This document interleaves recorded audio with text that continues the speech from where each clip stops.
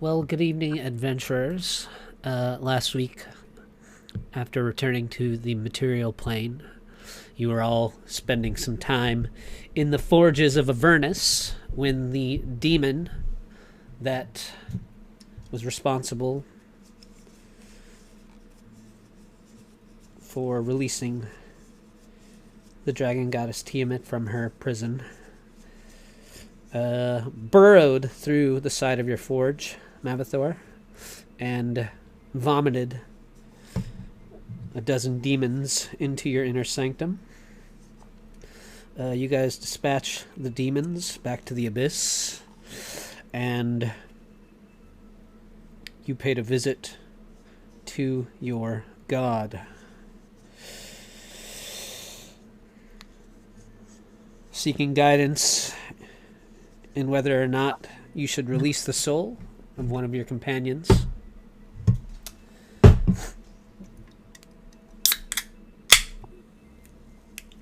During your conversation with Asmodeus,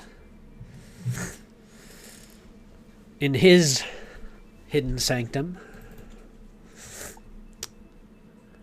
a glimmer of shadow appeared behind Asmodeus, and a long, twisted dagger appeared through Asmodeus's back, out the front of his chest, and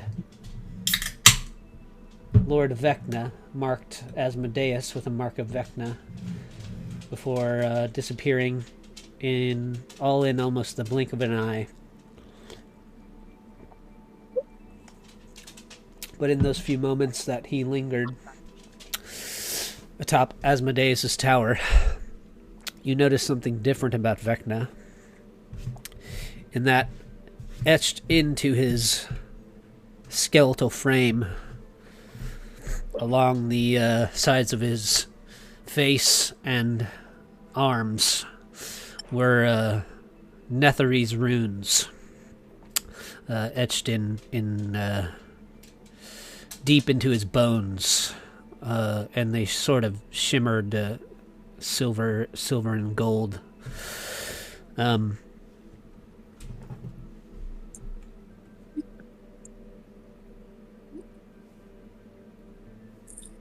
You tried to close the weeping wound in Asmodeus, and it turned out neither you or Asmodeus could heal the wound Vecna left with his dagger in your god.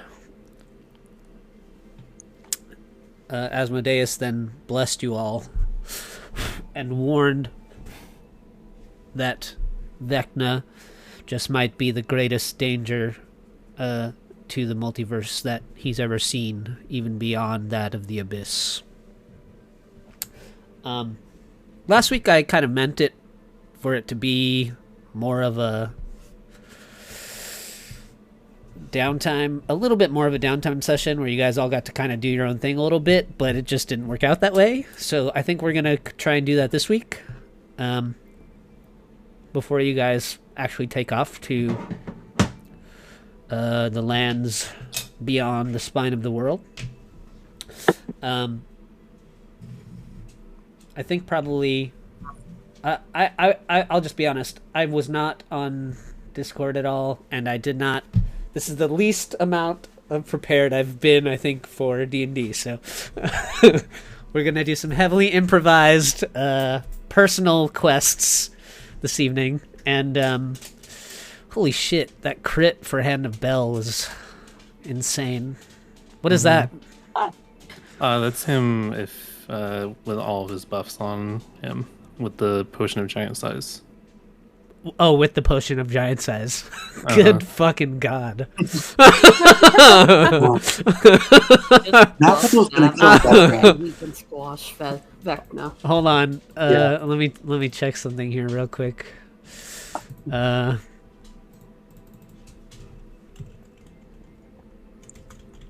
Maybe evil is the path to go down.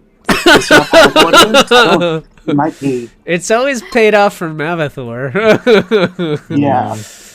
Now that you guys are higher level, I've been sort of tinkering with the monsters that you fight. So A, so it's harder to sort of meta fight stuff, and B, it's just because I have to make stuff a little bit stronger to compete with you guys. But that hit on Tiamat, if Tiamat was just fighting you with like their printed, 5th edition stat block, would do 40, 80, 100, 50% of Tiamat's HP in one hit. Oh my god. Tiamat's max hit points is 615, and that's like a 300 damage bitch slap right there. I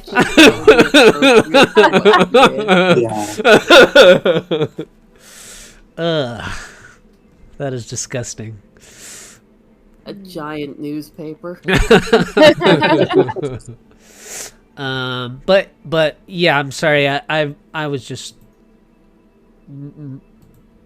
This is the worst time of year at work for me, and I had some other stuff going on, so I just didn't have the time to do any forward moving prep that I wanted to do. But that's okay, because I think we can do kind of what I had intended last week instead. After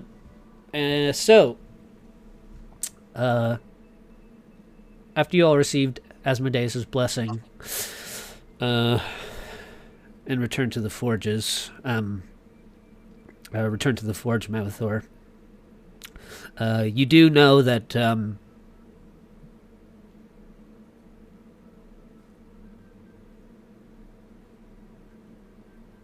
Vecna is searching for something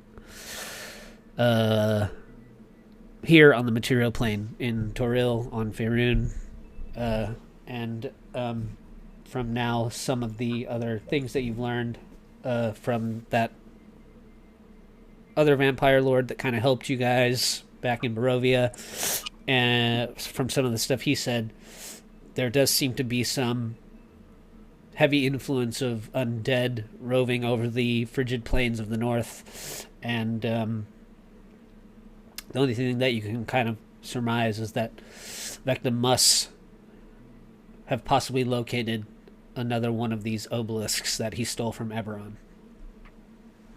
I think maybe a good place to start. Oh, well, actually, we'll start first with... I saw you guys posted a list of some stuff. Is that still, like, new stuff that you guys want to buy? Yes, the one from myself was what we had all, what I had got from replies of what we wanted to buy and keep from the vault. Everything else could be sold, and then Bolt added in some spells that Jin wanted.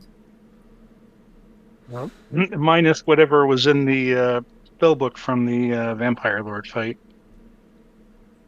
And you guys have like 950,000 gold now or some shit like that, right? Yeah. That's what you said before we sell everything, yeah.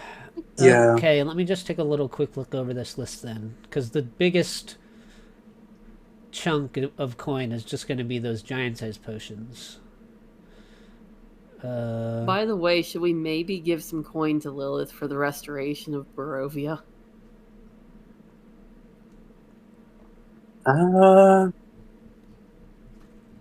Lep's gonna say no. Lep's too mad at her. I'm pretty sure it is a broke nation at this point. Yeah. It is. Any little bit help? Yeah. 1 gold piece. I'll take it. How much did I say those giant-sized potions were? A lot. I know. Yeah. I'm trying to find the post where I... I think they were 5,000 apiece because they were, what, 25? No, they were way more than 200. that. They were Yeah. a huge chunk. I don't have all my old like links to stuff that I used because I'm on my new computer and I haven't tried to like find all of my old resources online and kind of get everything back together again. So, but I know I posted the gold value of all that stuff. Well, You said I have it here. 200,000. Yeah, 200,000 gold pieces. Yeah. You Per- said you would call the giant size the same cost as the storm giant strength. Yes. And 5 of them cost 200,000. 5 of them So whatever cost the math on 200,000. that Oh, is. okay, there we go. That's what I was looking for.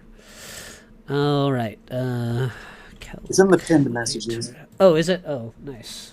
That was smart. So of each me. one is 40,000. Mm-hmm. Okay, yeah. That'll be the biggest cost of that list there. In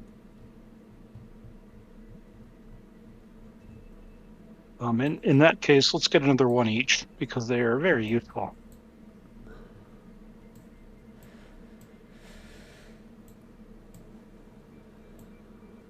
Well, let me see. Because stuff of that, they are legendary items. Like in the, they're considered a legendary item. So they're also they're very useful, but not necessarily very easy to acquire. Yeah. We are also operating in King Hecaton's backyard against his most hated enemy. No, that's true. I'll take a. Well, If we're just doing downtime stuff, would it be easier for you if you could just do all that during the week? I mean, I guess so. Just for the someone give me an investigation check for just the giant potions. On it.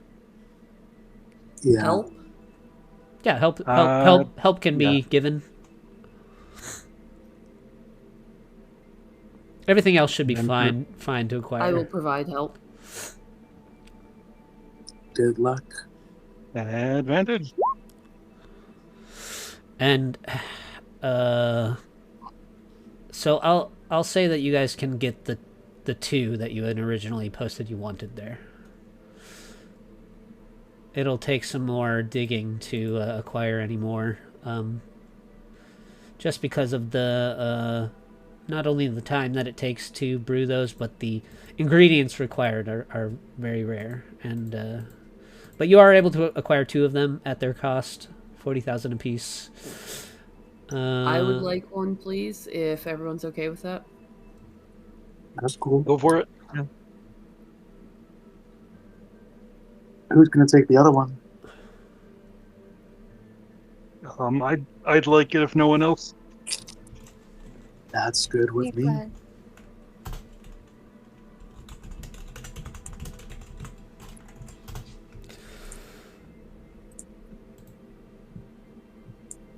Oh, Ryan, I don't know if you want to know, but Jen changed the spells in my Ring of Spell Storing. Okay. So 7th level.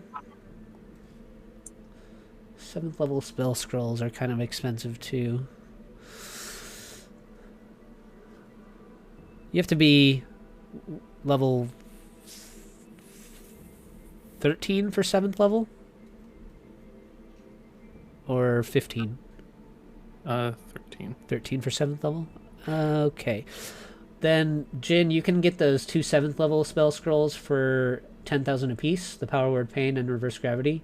Unless you want to wait for Tasha to show up again and spend a bit of time scribing them from her. I've kind of been AWOL so far, so he'll just pay the Okay. money. 10,000 apiece for Power Word Pain and Reverse Gravity. Right. Which is the middle range price. Well, it's on the lower end of the price that could be charged for a 7th level spell scroll.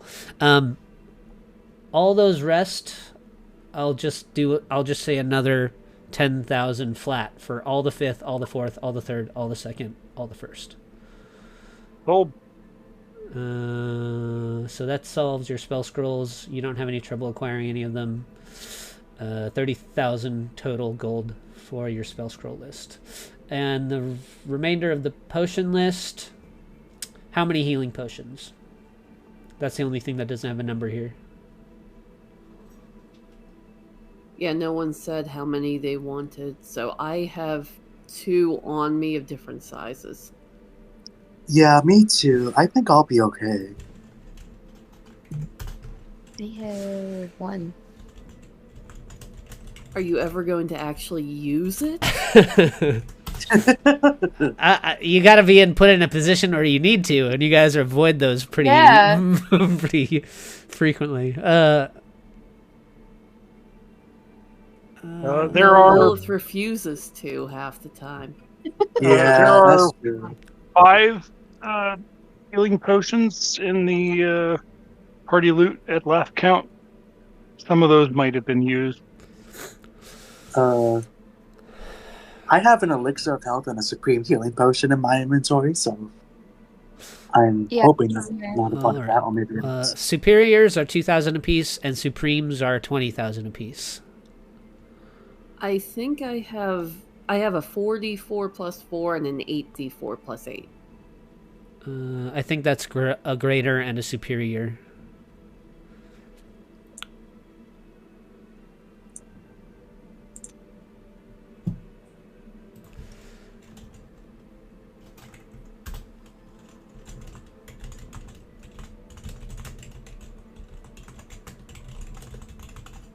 I'm just gonna say we're going to be fighting a huge fucking dragon at some point, so we should probably get the Supreme. Yeah, Yeah. the supremes are 10d4 plus 20. I don't think you guys have ever found one of those, or had one in your possession. Supremes. I Is Mavathor still keeping track of the party coin? Not at this moment, no. We've got 5 in the party loot thing. yeah. I thought we had supremes. No, we had superiors. Oh, superiors. If we can afford them, I agree with getting 5, one for each of Yeah, us. I mean, even if you guys buy the supreme, even if you guys buy 5 supreme healings, accounted with everything else, that's still only like 210,000 or something like that gold. Oh, I don't Here's see the why we better couldn't. question. Who has the HP for that kind of healing? I mean, you guys all are above 150, right? Yeah, Yeah, I'm you guys almost are. at 200. Yeah, you guys all have fat health pools. I am 180. I'm 160. Okay, and I think I still have the lowest AC. Probably. Okay, well, that is the next thing that we can kind of try and quickly resolve a little bit. You guys did have a list of sort of magical objects and items that you got from Strahd's vault. Yeah, I think we decided to only keep 5 of them. They're in that list. Yeah, Yeah. any of the stuff that you're not going to keep or use, you could sort of have transmuted into something more useful for you if you wanted to in the forges.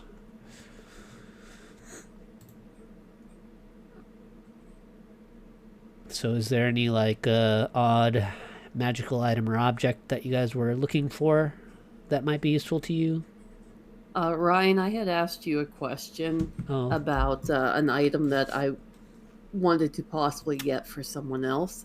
I can send you the exact item, but it depends on whether or not they do have the proficiency. What is the object? What is the item? Let me send it to you. Yeah. Oh, she's being secretive about it. But I'm trying. I mean, by this level, you know, I'm not enforcing like weapon proficiencies at this point. You know what I mean? Some items can be. It just depends on what it is, really. You know.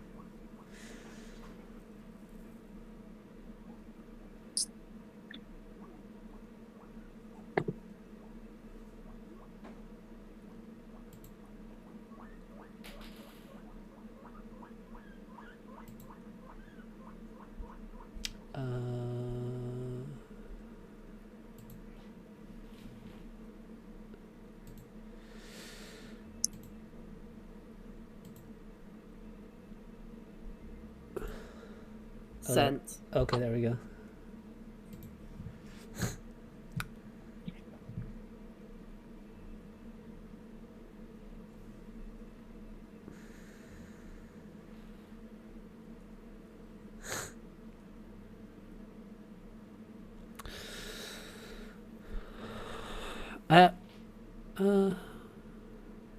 If not, that's fine. It was just something I came across.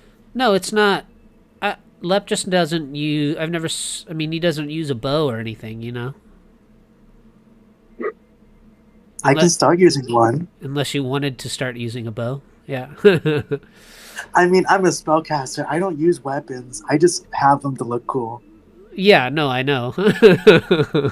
I just saw that and thought that it would thematically fit. I figured it was a long shot, so.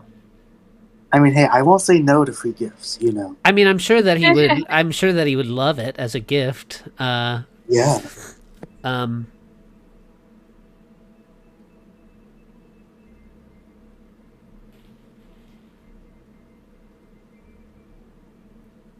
I mean, you know, one day he's gonna have his wedding. You can give it to him as a wedding gift. Yeah, I just don't know. I mean, Lep, would you want to start using a ranged weapon, or? To be completely honest, no. Well, then don't worry about it. I would say that I would say, Mercy, that we could alter the item to be more useful to him, but still maintain some of these properties that it has. If you're looking to give Lep a gift of some sorts, I can work on you with making it into something that would be more useful for him, like a staff or something. That would be fantastic. Yeah, and maybe maybe you'll have a little help on it. Woo. All right. Any other just sort of easily resolvable over the table stuff? All sorts of things. Okay. One of the things I threw in Discord was, would you allow me to apply Netherese runes to other people's gear?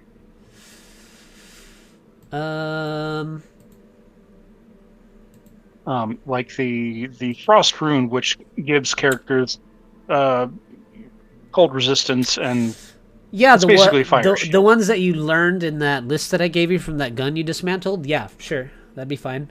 Okay. Yeah. Then one of the things Jin will do is we'll apply that frost rune to a piece of gear for each party member that needs cold resistance. And give me an Arcana check for like each rune you want to try to inscribe. So let's start with the frost rune. Who are you going to give that to? I think Mercy, you don't have cold resistance. I do not, and I only have fire when I'm shifted. Yeah, we want to give Mercy cold resistance. So Arcana. Yeah, these will all be DC 20 Arcana checks. They won't be too bad for you. Okay. Since it's downtime, I don't have enhanced ability. Never mind. Wrong character.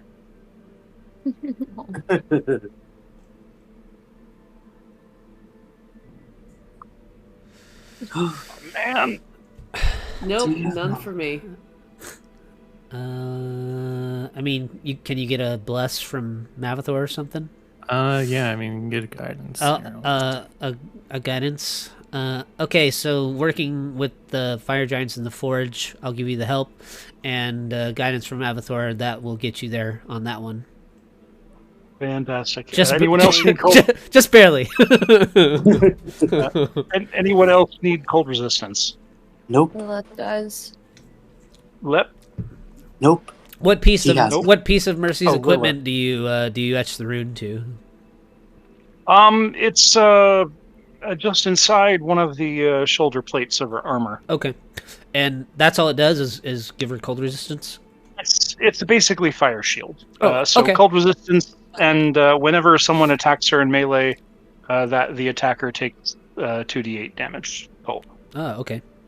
Do you have like a a copy paste that you can give Mercy for the rune? Yeah. I got Cool. There you go. and I also want to put the thunder rune on your whichever weapon you're going to use the most, Mercy.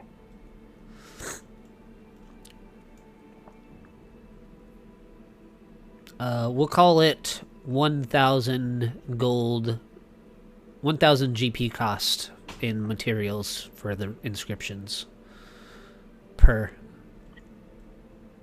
Okay. Because I got to make you guys spend your fantasy gold somehow or another, you know. Okay, you not a thunder and frostbite. Yeah. So give me another DC 20 Arcana for the thundering as well, for her weapon. With bless and assistance, or guidance and assistance. Yep. There we go. 22. There we go. Ooh, that's good.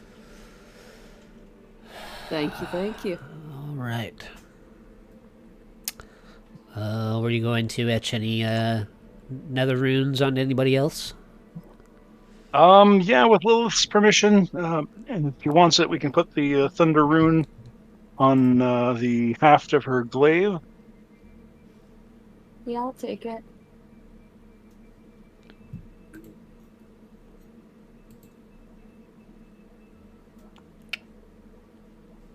There you go. Yeah, we need all the damage. Yeah. And that should do it for now. If regards to the runes, anyway. Oh, okay. So 3,000 GP. I believe that's 213,000 you guys are currently sitting at in cost of downtime. 213,000. Are there any other ways that you guys want to spend some of your fantasy gold in downtime? Just so we can have an accurate account by the end of this of what you guys are of your material wealth. I would like to bind the illusionist bracer's ability to Umbra. Okay. Let me pop that list up that I had. When you cast a cantrip, you can use a bonus action to cast that cantrip again.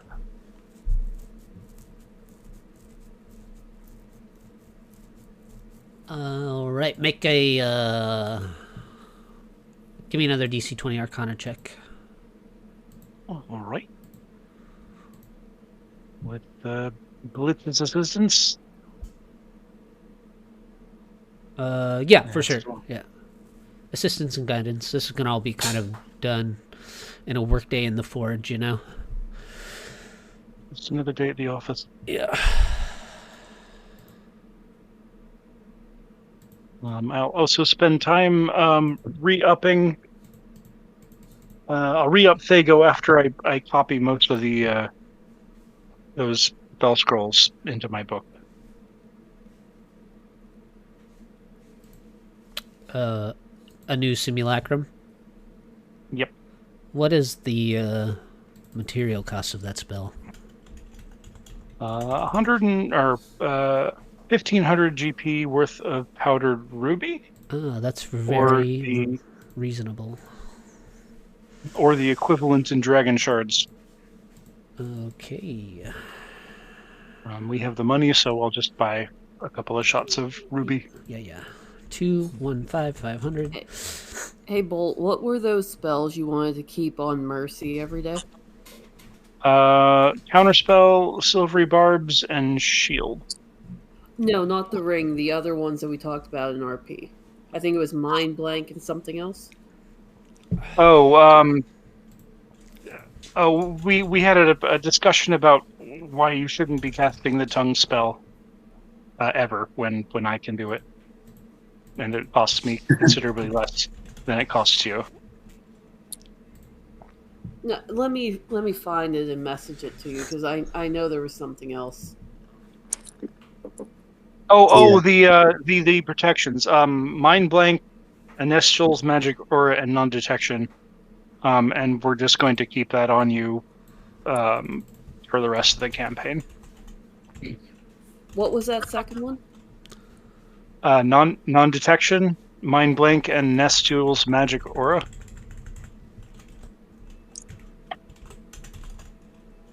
Or Nestul's magic aura. Mind blank, non-detection, magic aura. Got it. Yep. How do you spell that one? Mistrals? Nystul''S.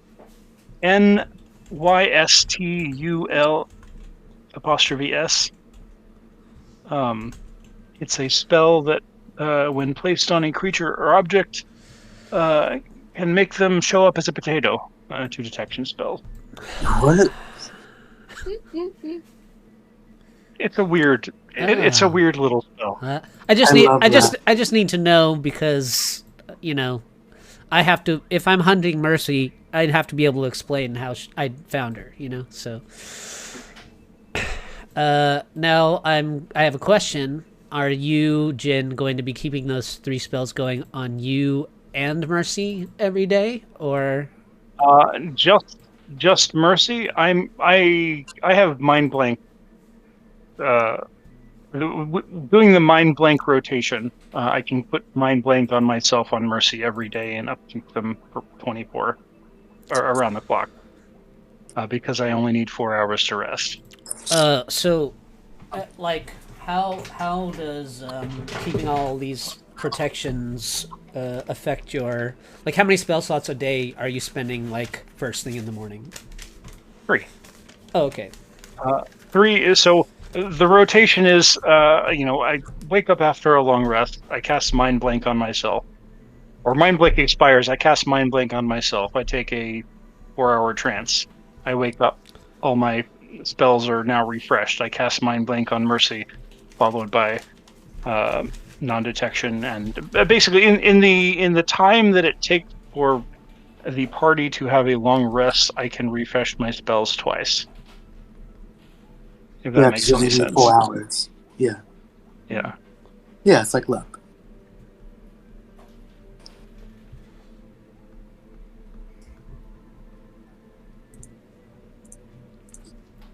Us elves are just cooler.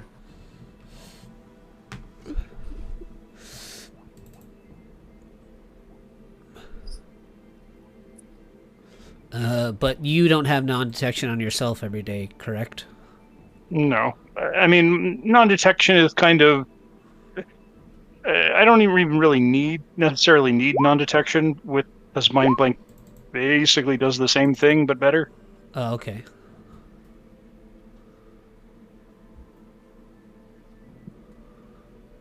Any effect that would sense its emotions, read its thoughts, divination spells, and the charming condition. Okay, that's gonna make it more difficult for me to hunt you down. And that's been on me since the beginning of the Barovia arc. Okay, I got you. Yeah. Jin is actually a good strategist. Mm-hmm. So basically, my mind is a mind fortress. Your mind is a mind fortress that doesn't exist on the same plane as everybody else. in rough summary. Are you guys going to donate any? Because I mean, technically, she inherited it.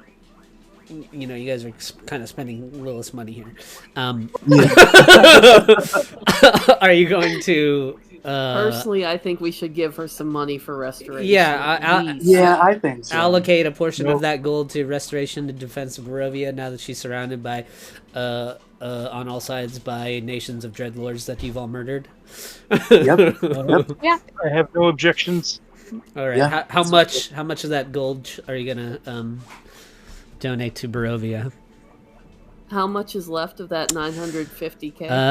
As far as my calculator says, right now you guys have spent 215,500, and it's probably a little more than that. But you know, I'm not gonna. We can give her like 500k.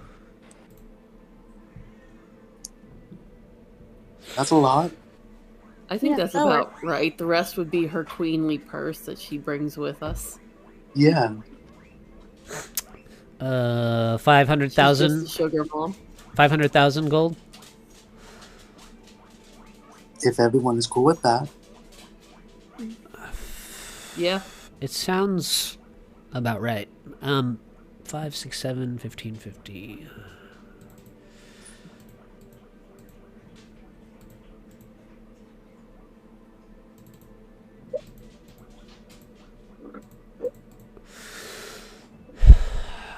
Yeah, I mean, which would leave you guys with over 200,000 gold still. Yeah. That works for me. Yeah, that works. That's in addition to the 28,000 and change that was already in the party loot. So Yeah, 234,500 gold is what you have left from Strahd's vault then. Did we get the rest of the potions and scrolls that were on the list? Yeah, you guys managed to Yeah. get all the rest of that stuff. Okay, we can divvy those up whenever. Yeah. I don't know if I counted the. Oh no, I did count the superior healing potions. Yeah, I did. Superior or supreme? Supreme, sorry, supreme. So you guys have 5 supreme healing potions, 10d4 plus 20. That's gonna be nice. All right. Well, if anybody I else, only had one other thing. yeah, sure. We're in no rush at this point. This is just sort of a free flowing, free for all kind of session. Because The only other thing I have, I think, is Mercy had asked Jin to send a message for her. yes, that was sent to you in DM, Ryan. okay. I did not catch that, so let me. Oh, wait, no, you're talking about Jayla. Haven't done that yet. Okay, so some of this stuff from the RP chat or anything, I tried to get through some of it before we started here tonight, but yeah, I mean, stuff like that, we can actually sort of roleplay some of that stuff out this session. Yeah, there was the message, and then Mercy had left that note for everyone. So I think that's all I had. Okay, so, and anybody else? Anybody else have any business to take care of? Someone else could go because there's still more. I think one of the things that will resolve in game for you, Jin, this evening will be Agatha. Okay. But I lied. I did have one other question. yeah, I'm also taking just general questions. Could we teach Piddlewick some stuff for the ship so that he can manage it while we're off doing our thing? Yay! Or would that be too much for him? Would he need an upgrade or something? No, I think Piddlewick could be used in that way. What would you want to teach him to be able to do? Just sort of general piloting. Yeah, just kind of teach him how to use the guns. Keep it. Yeah, the basic. No, I want basics so he can keep the ship hidden and bring it in an emergency, but that probably won't happen much. Yeah, basically when you guys are traveling and disembarked from the vessel and there's an emergency, at least have Piddlewick be able to pick you up or whatever. Yeah, basically that. And can we get him some kind of text to voice thing? Yes, Piddlewick can text you from the ship, Mercy. That'll work. Yes. Thank you. That way the ship's not just sitting abandoned all the time. Yeah. But Piddlewick has someone to talk to. But let me. He's co-pilot. Yeah, that might be more annoying after a while than anything else for you, but it's fine. I mean, it depends on how you want to play the Sun Sword. So I guess maybe I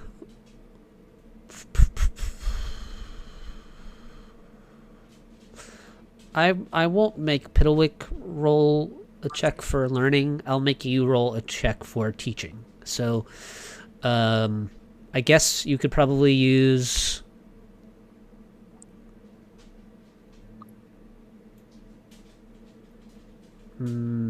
Survival. I could say survival. You could. It's kind of a survival thing. So you could use survival. Make a survival check. All right. You spend some time teaching Piddlewick the ship's systems, general basic operations, and you feel very confident by the end of this session that Piddlewick is able to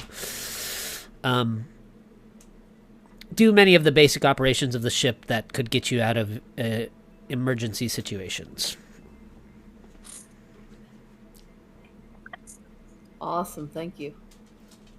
Now he has something to do as well. But make an insight check for me. Oh no. Oh, no.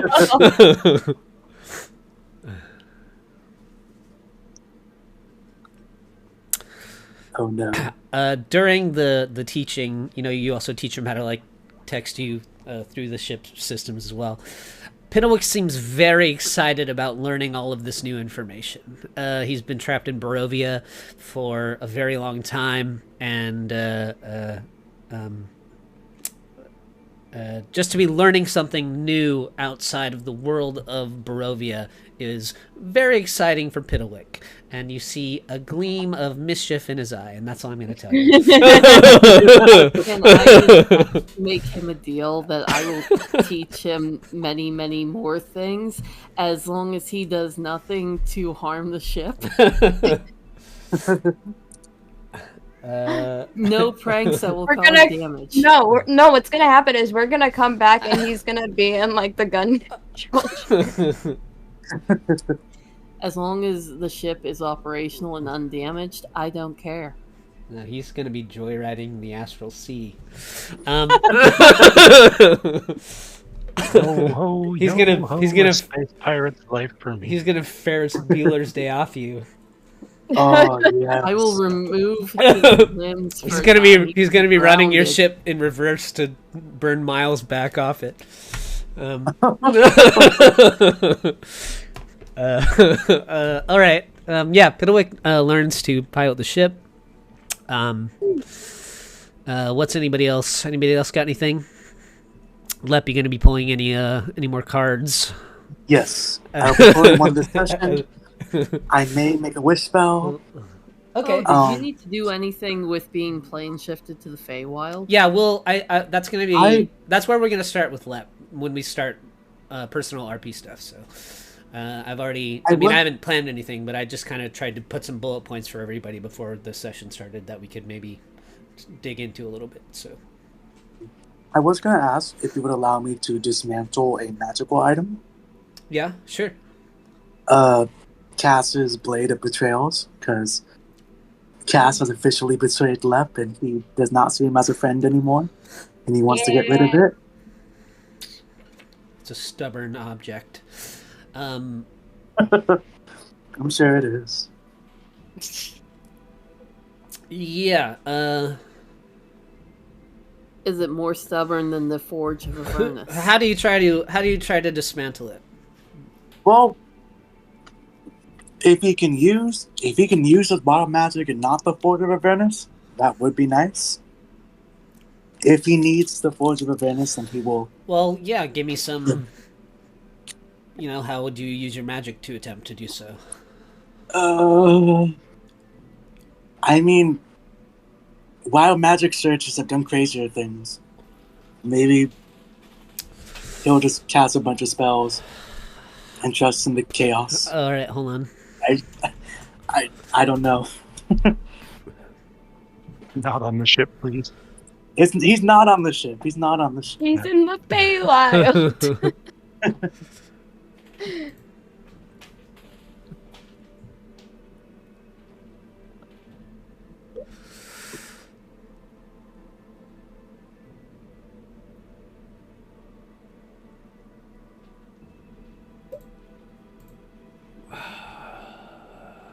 Where are you attempting to do this?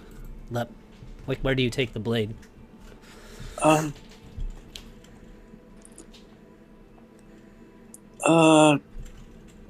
You know what? The Feywild. Okay, so you do it. You want to do it while you're in the Feywild? Yeah, there's a lot of chaotic energy there. Maybe it'll help him. Maybe it won't.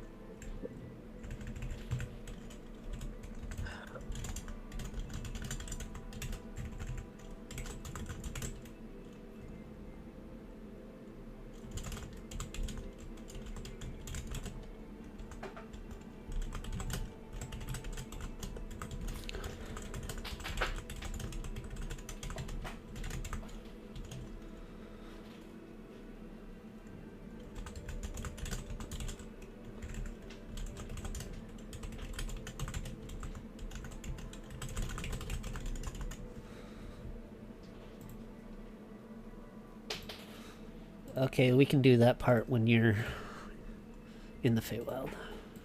Alrighty. That's all I had.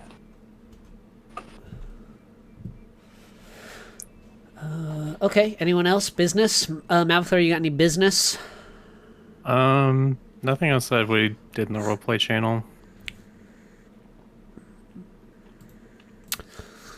You don't have any, like, oversights for Avernus or any doctrines or commands to your devils or anything like that? I think he's just too busy right now trying to All right. stop Vecna.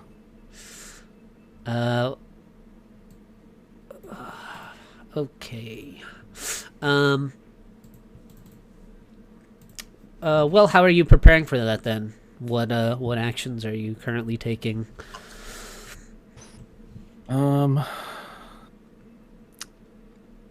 Maybe we'll just go. Well, we'll just start playing D&D now. Yeah. Mavathor. Lilith, do you have anything? Nah, I'm fine. Mav- Lilith's too upset about what happened. She went right to Barovia. Mavathor, after you return from Asmodeus,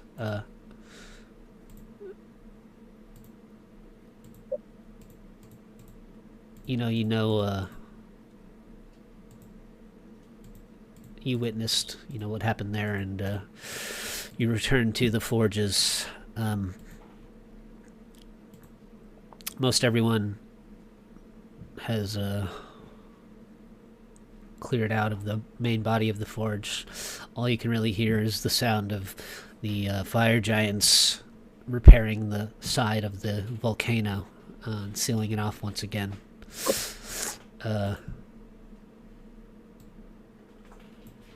All that's sort of lingering in your mind is the brief flash of Vecna driving a dagger through Asmodeus's chest and some of Asmodeus's words after, imparting upon you the direness of hunting Vecna down.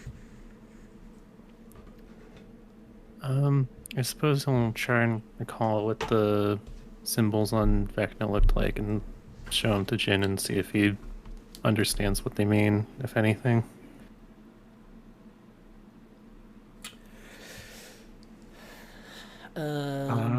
Yeah, give me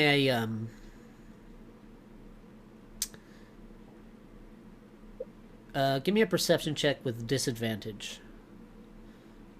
Perception? No, for Sure. Mavathor. Oh. Or 21. Oh, damn. I wonder if I have that table. Oh no, I don't. Man, I'm missing so much of my resources for the game. I need to find a way to get those over to my new computer. You do recognize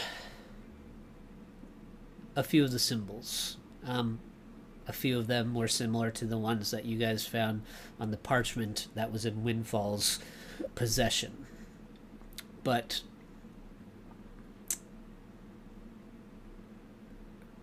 so far in your Netherese discoveries, most of the Netherese language is incredibly difficult to decipher.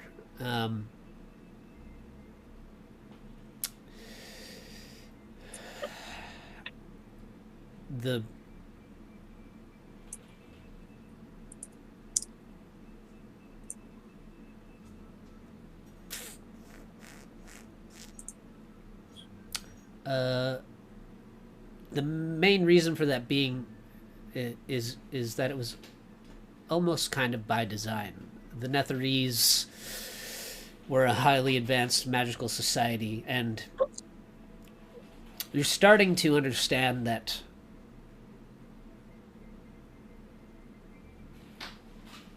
or it's starting to almost seem like to you that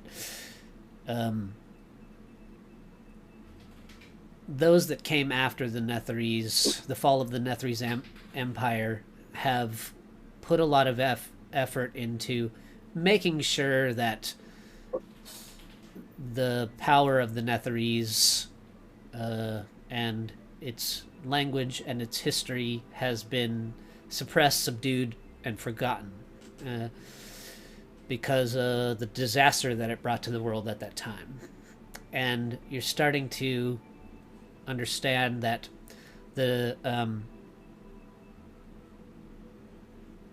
symbols are sort of representations of power, but the language that's needed, the Netherese language, you have to have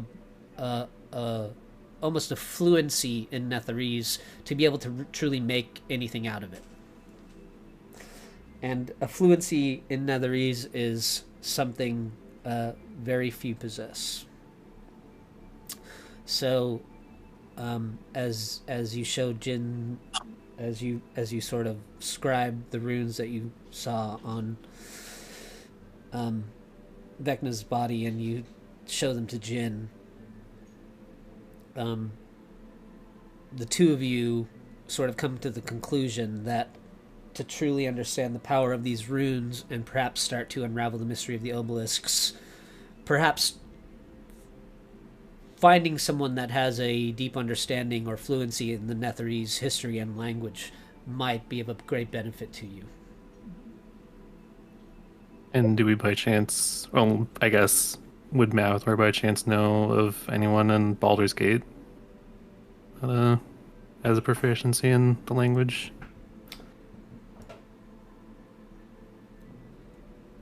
The best candidate that you can think of off the top of your head would have probably been Illustrial Silverhand. Okay. As a servant of Mystra and one of the Seven Sisters of Magic.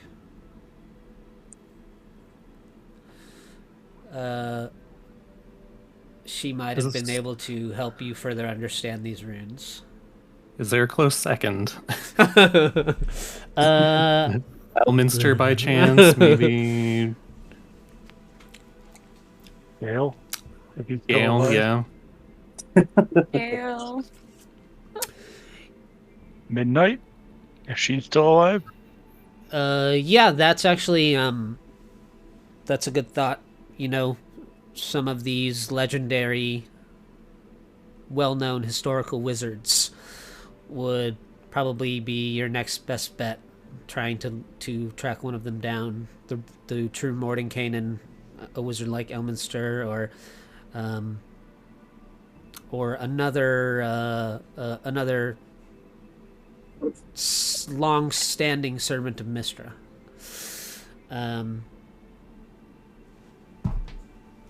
Actually, let me. I'm gonna have to probably take a little bit of notes. This is helping me develop further campaign. So let me grab a notebook real quick. All right. Yeah, I'd say Elminster is probably your best bet, because per Baldur's Gate 3, you can source with Mystra. Mm-hmm. Yeah. He's also really old, so he must be knowledgeable. Mm-hmm. Yeah.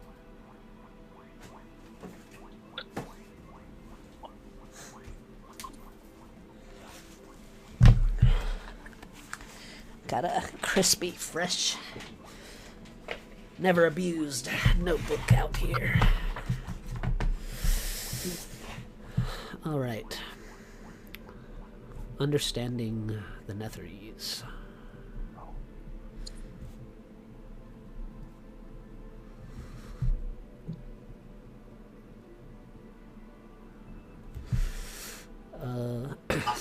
Search for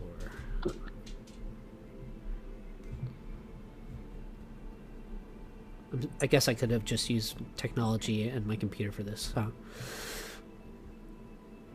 Yeah, let me do that. That's gonna be quicker. I don't know why I'm Smarter, not harder. Yeah, what am I using this parchment for? I don't. The future is now. I know. I just, all right.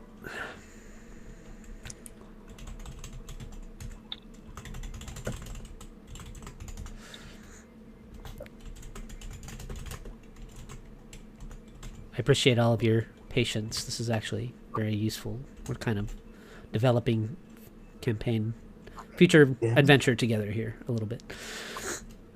But it will. Everything you put up with us, I'm pretty sure we have used patience. Yeah. Searching for servants of Mystra and other legendary wizards. Okay, this is going to be good campaign prep. I hope Electro is alive. I'm going to be so sad for Tasha if she's not. We'll see how. I'm gonna try and squeeze Tasha in here. We'll see how it goes though. Okay. Yeah, so you and Jin sort of discuss these runes, and this is sort of the conclusion that you come to, that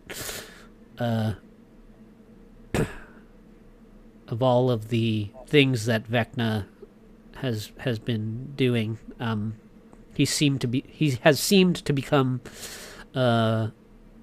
his attention has become focused on this ancient Netherese magic, and to have inscribed and understand and inscribed these runes to his person, he must have himself found somebody with this knowledge of the Netheril. And seeing as Illustrial is missing, it very well could have been her.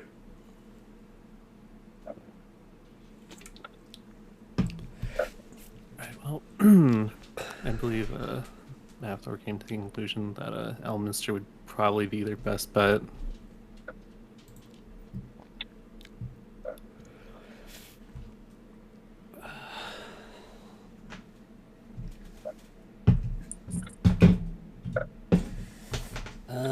Yeah, I believe, and I believe Elminster is a native inhabitant of Vecna's homeworld.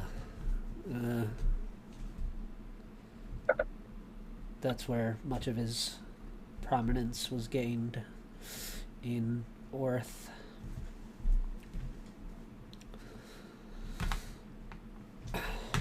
Oh yeah. So that's the top. Maybe the next top wizard on the list that you want to see if you can track down? Yeah. Monster? All right.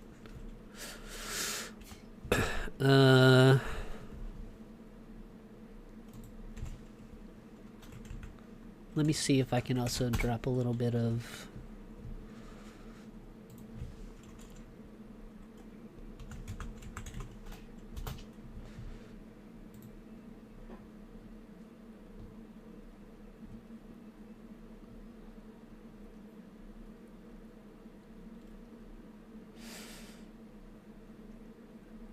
yeah, Mystra.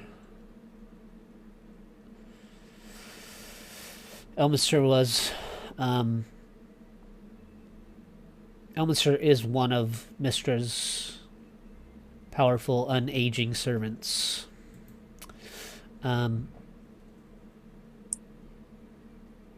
The seven sisters of Mystra as well are the seven immortal women, all chosen by Mystra, and Mystra's daughters.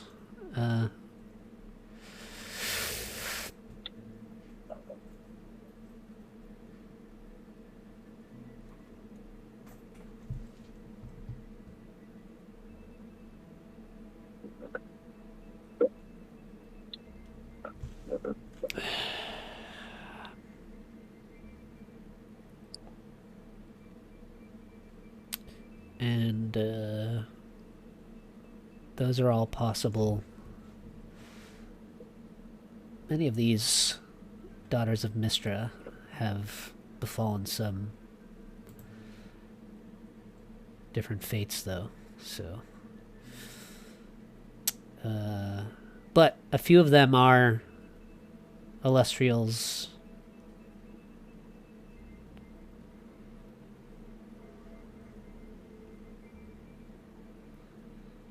Share the last name of Illustrial Silverhand.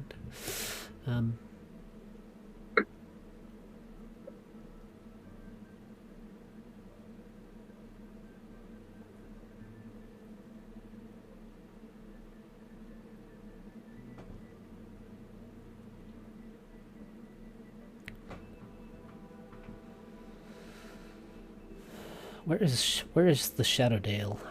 Do any of you guys know where the Shadowdale is?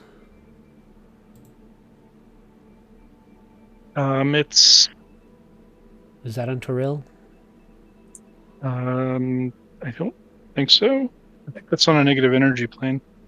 Farming community in the Dalelands in northern Faerun. No. The closest and maybe the most accessible to the closest and most accessible that person that may be able to help you is Laeral Silverhand, who is the Lady of Waterdeep. Okay, so if we're going to be traveling north, we can stop off in Waterdeep. Yes.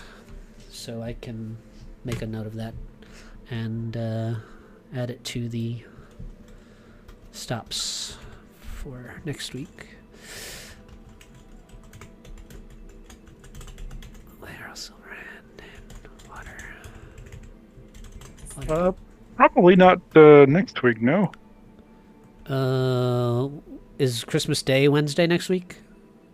Yep. Yep. Yeah, probably not next week then, huh? Unless you guys want to play on Thursday. I'm fine with that. Yeah, I can do that. I'm okay with that. I will also say New Year's is the Wednesday after that. Is it? Yeah. New Year's Day. Yeah. Yeah, New Year's Day. What a fucking bullshit middle of the week holiday for 2 weeks in a row. I know. Right? Nuts. I think I have New Year's Day off, maybe. Well, we can play. We can definitely play next Thursday if everyone wants to and is available. I think that should be fine. Please, I don't think I can take 2 weeks. Yeah. And then next Thursday we'll just play it by ear for New Year's. Okay. Yeah. Okay. I think I should be okay for next Thursday because I don't think my Thursday game just lost a player, and I don't think we were going to play the day after Christmas anyway. But I don't know about the second, so I'll have to get back to you on that. Okay. Yeah. We'll figure out New Year's next week.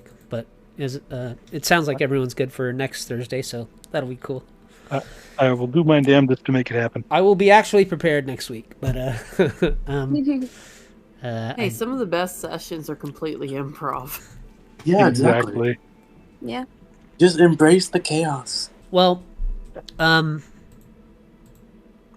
after you discuss these runes and sort of come up together with some new insights of maybe where you can look for more, uncovering more about the Netheril and finding someone to help you try and perhaps understand better the runes.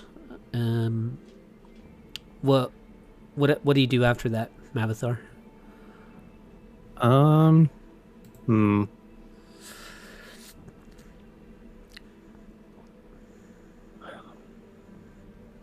Was there any like I guess rare components that we got from fighting the vampire lords that he could incorporate into one of his items or something like that?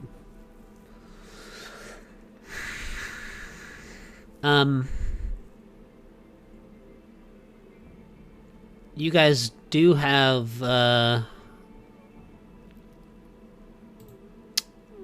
Vlad's spear, Hmm. which is like a toned down Vorpal sword, essentially.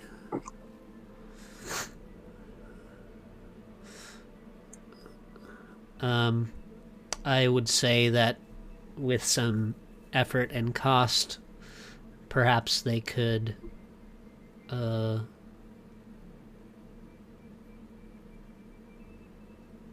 maybe use the spear tip to add spikes to the Hand of Bel or something.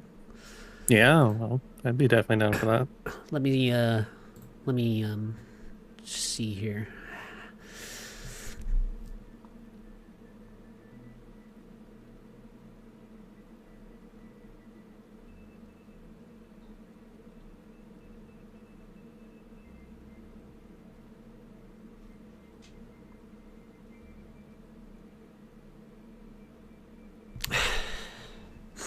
Okay.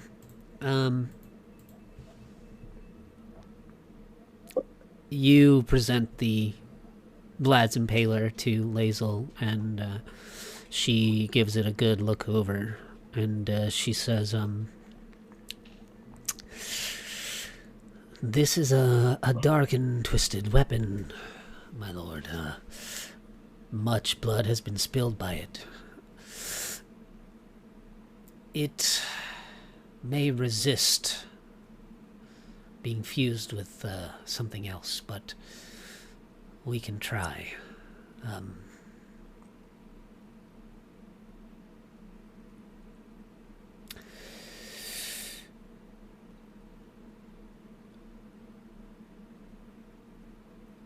It might require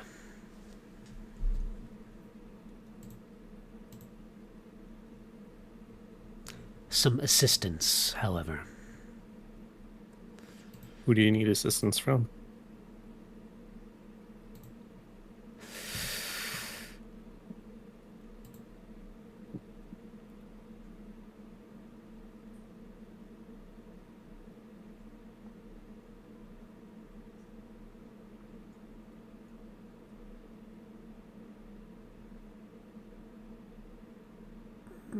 Hold on.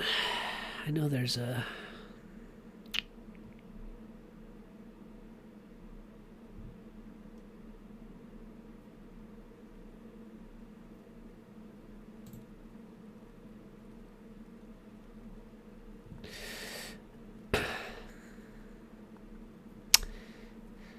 I may need to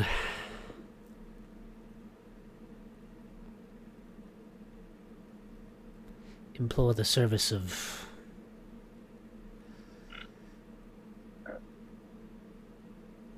Despater.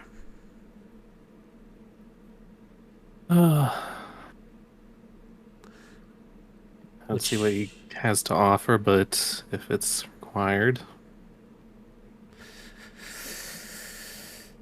Well, he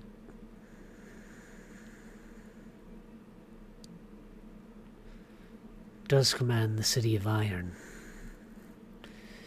It might be his touch is the only one that can bring these two objects together permanently. Of course, it would mean that we would owe him a favor. Unless, of course, Asmodeus commands him to do it.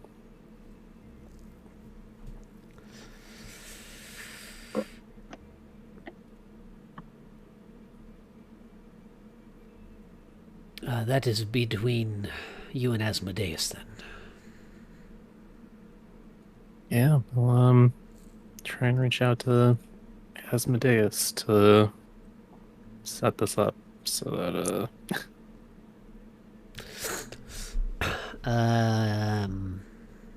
Asmodeus, when you contact him, He is, there's a silence for a few moments, and when he responds to you, his voice is coarse and weak. He says,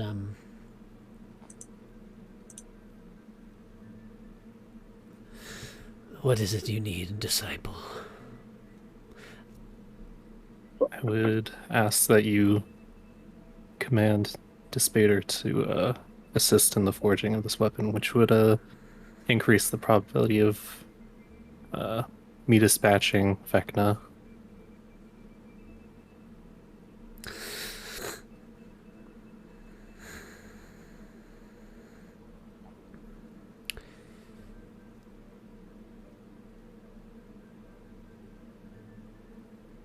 If you think it will provide you a tool to serve our cause, then it shall be done. Send your forge master to Dis with the objects that you need altered, and I will see it done. Yeah, bows and returns to Lizelle and says, "It's done." Despater will abide, if begrudgingly. Lae'zel bows, and she holds her other massive paw out for your hand of bell. Yeah, he takes it off and hands it to her. I will return when the deed is done.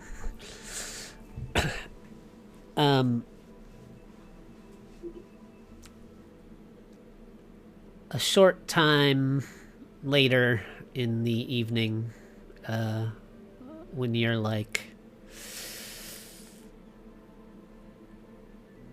retired to your quarters in the forge,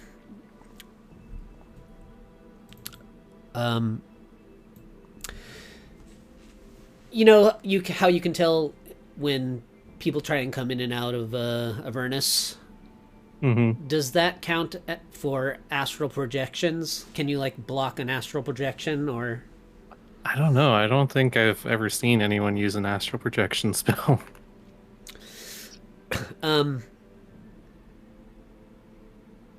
As you're sort of resting in your quarters, there are candles dimly flickering around the room, and suddenly your quarters grow quite cold, and the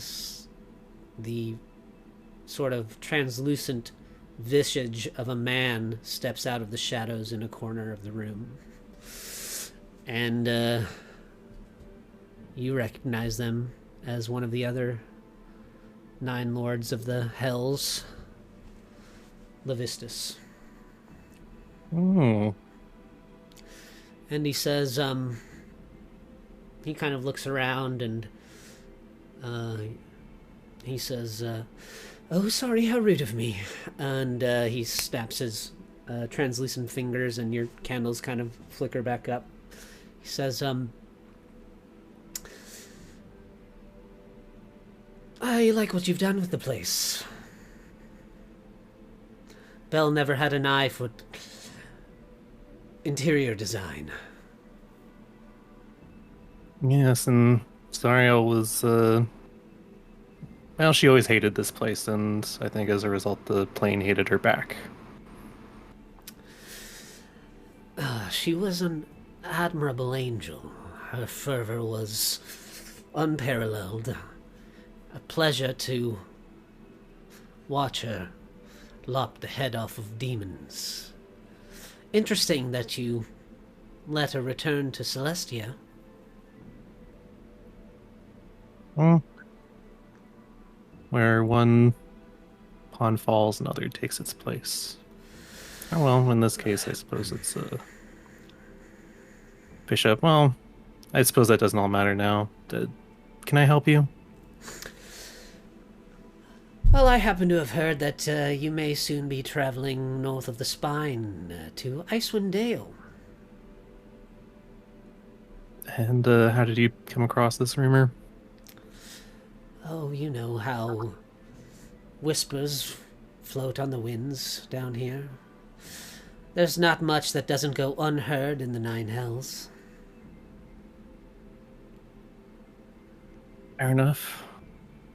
But I don't suppose you broke out of that ice tube of yours just to wish me well? Oh, I'm still perched in my nest.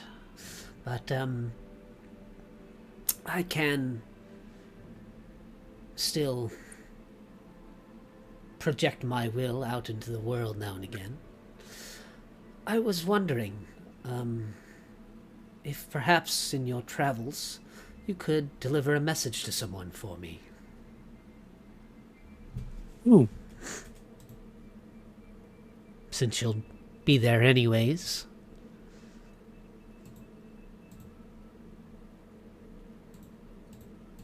I guess depends who that individual is. Oh, nobody really. Just, one of my followers who's not been returning my calls. And their name is...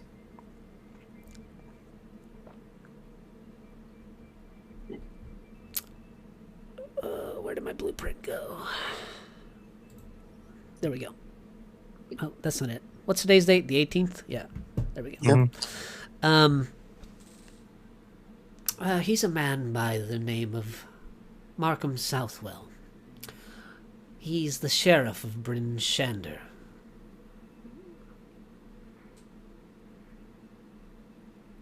Okay. I was just hoping that perhaps while you're visiting, you could remind him of who he serves.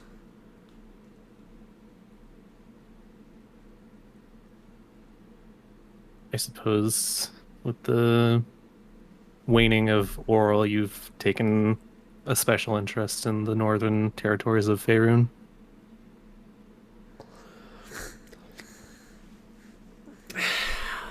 It does suit me from an aesthetics perspective, I suppose. But... yes, now that it's no longer the influence of the Frost Maiden, it is a natural place for me to spread my will. Well, and if I deliver this message, what do I get in return?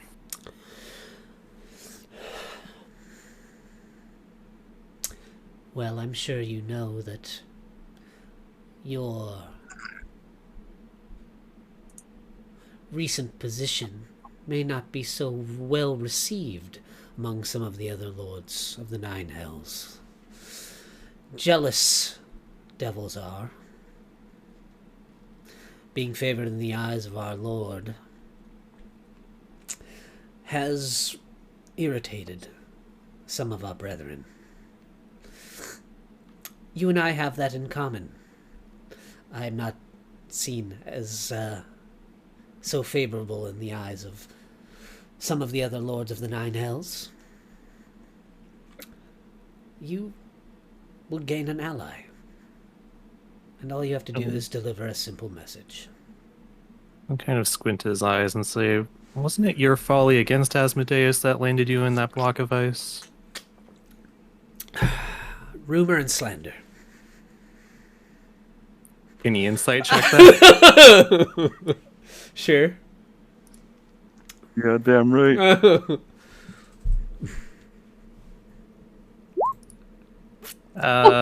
36. Listen, all of the devils of the Nine Hells have a sordid history. Betrayal is common, you know that. Yes, we all hate each other.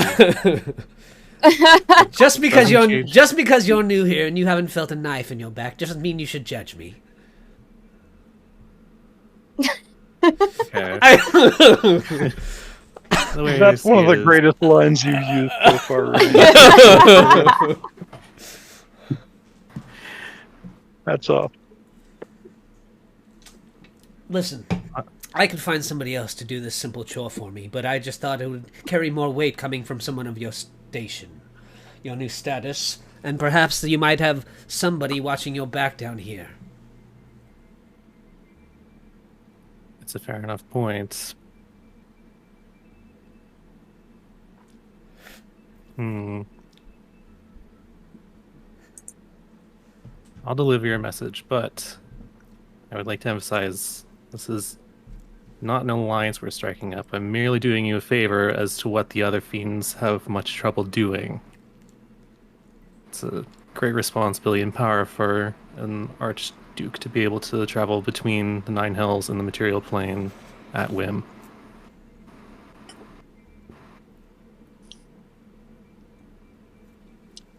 We don't have to place any formal titles on it.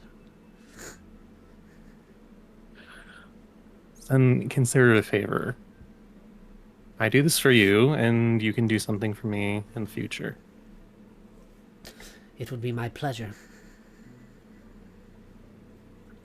Is there anything in particular you want me to say to this mayor, aside from you should remember who his beneficiaries are?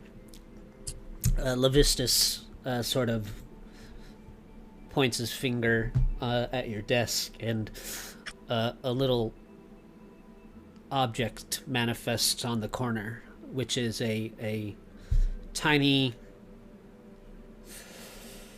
little ice cube. But there's like a black a little metal black rapier that's sort of emerging like from the ice. The hilt of the rapier is like jammed into the little block of ice, kind of like a little sword in the stone. Garnish, kind of like a little garnish on a drink, you know, like those little plastic swords and bars. He says, "Simply deliver this object to him, and he'll know what it means." Indeed, he will know what it means. And should he be appalled, resist, anything I need to do from that point on? I believe once he receives my message, the only thing that he'll be concerned with is changing his pants after he shits himself. Oh. It's always something, isn't it?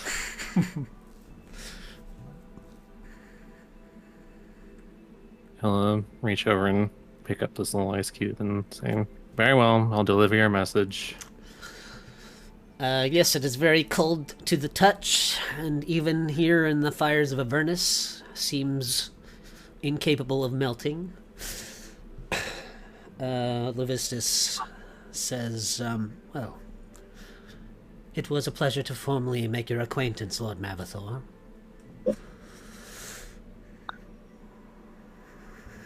Yes, I suppose it's hard for you to get out nowadays. Or how long have you been stuck in that block of ice? I prefer not to think about it. Fair enough. Well, watch out for yourself out there. You are new to the Nine Hells, and I'm certain it won't be long before one of the other lords does try to drive a knife between your shoulder blades. Oh, their first and last mistake. How sweet.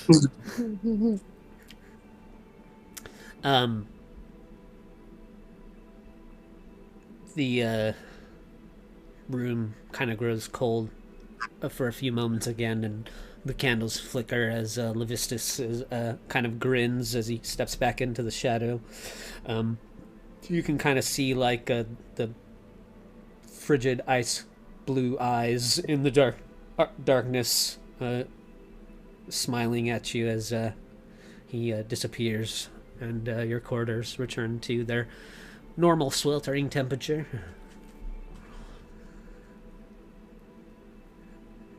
I'll kind of look at the ice cube for a bit before stows it away. Nice. All right. Let's see. Mercy, what are you up to?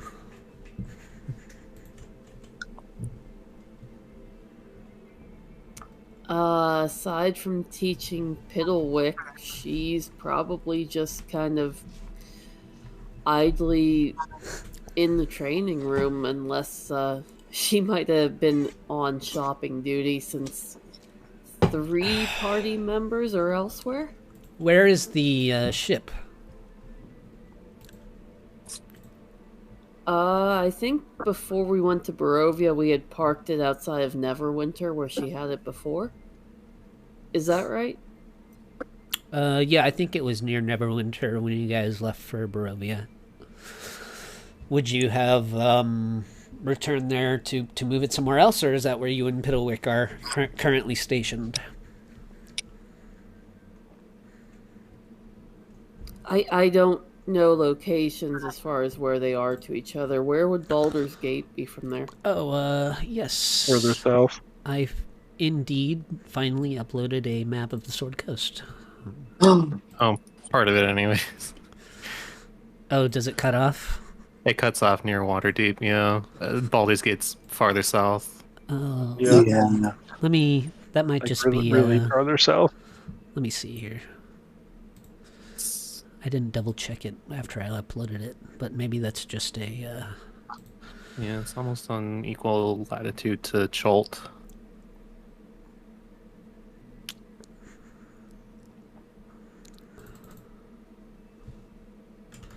Maybe it's just a... Whoops. Oh no, it is cut off. I'll have to find a new one. But I'll do that later. But, yeah. Baldur's Gate. Oh yeah, it does cut it off. Yeah, it's a little bit more down here.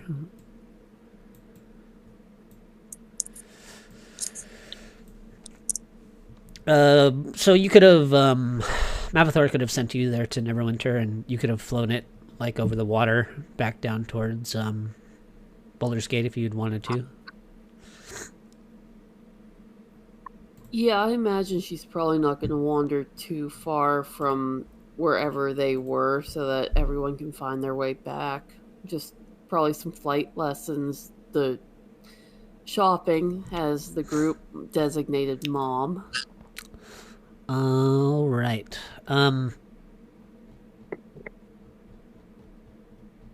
Which of the ship positions is like detecting stuff? Was that the...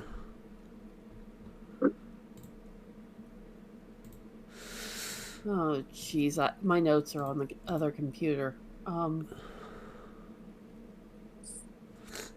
think it would be between Lilith and Lepus. Does anybody have that? I think it was Lilith. Does anyone happen to have that? Oh, maybe did I pin that? It's in rules. It's in what? It's in rules. Rules. Oh, nice. Spelljammer ship combat. Very nice.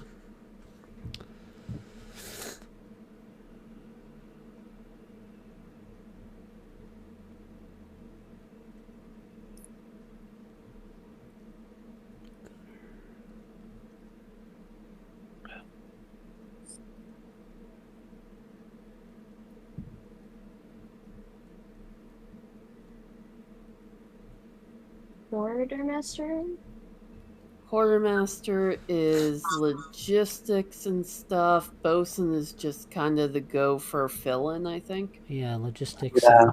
Quartermaster to bosun. Okay.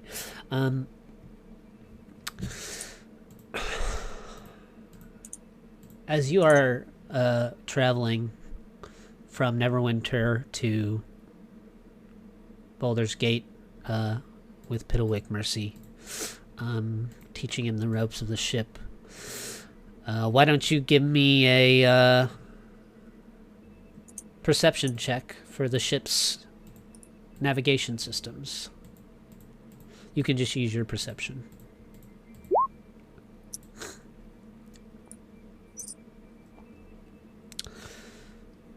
Okay. Your screen in the ship's command center starts to flicker, the little radar panel, and the ship detects an object giving off a signature an object powered by Dragon Shard. A similar signature that your ship would give off on the radar system of an engine. Excuse me. Can I prep the weapons and then get eyes on it, see what it is? Yes.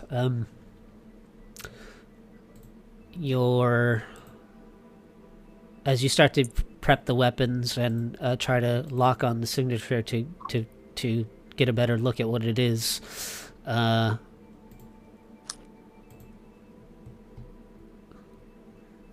your ship receives a message from whatever the other thing is out there, now tailing you at a reasonable distance.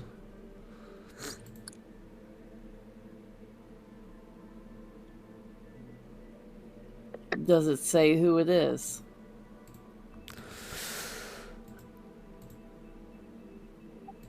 No, it's just it doesn't have like a official signature or tag to it or anything. All right, I will humor them and answer.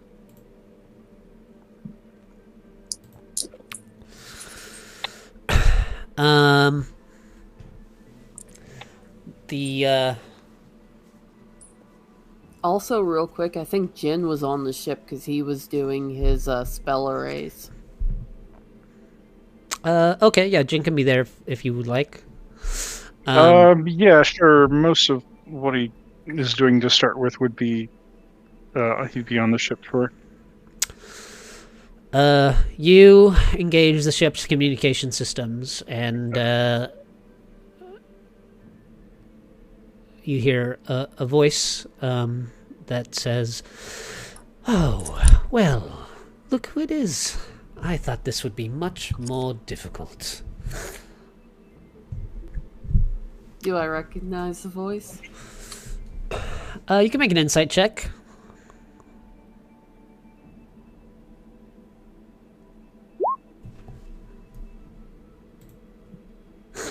Natural 20.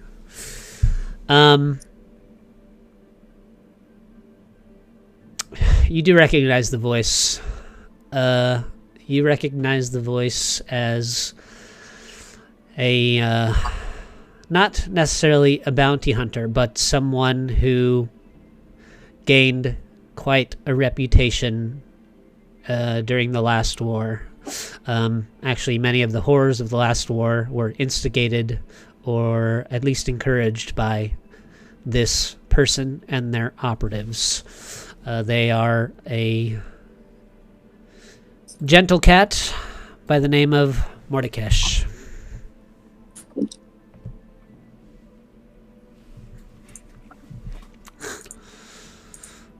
I take it we aren't friendly.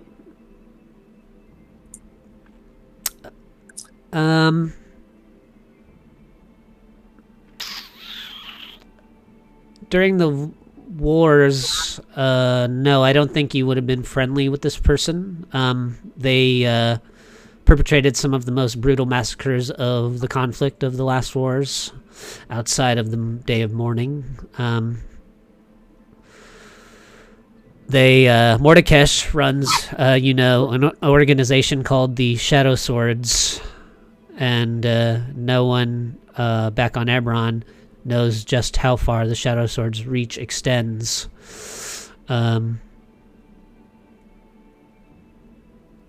Or which commanders of the armies of Corvair serve him.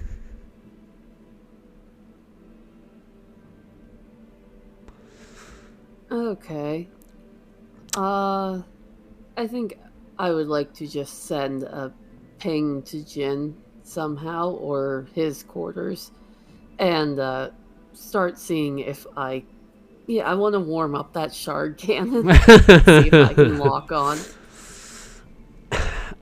All right. As soon as you fire up the shard cannon and lock on, why don't you just drop your token on the map here? Their ship, you can tell, instantly raises their shields and defenses.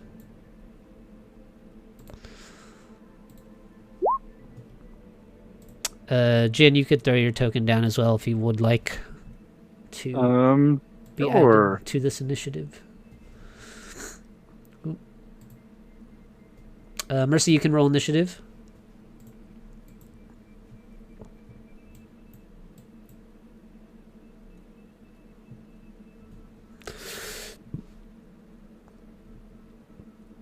Mercy, what's your dex modifier? 5. Ooh.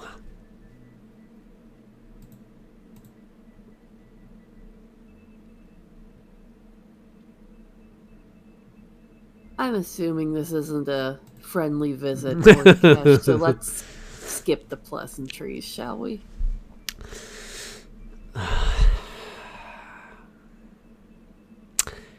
The pleasantries will be when I throw your head down at the feet of my employer. Ryan, can you check your DM real quick and scroll up to December 12th? Just making sure. Direct messages.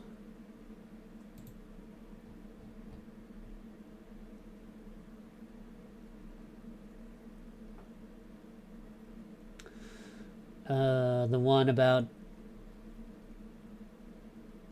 My response to Derek. order acknowledge asset to be erased. Yep. Yeah. Cool. What are you asking about it? Just making sure you read it. That's all.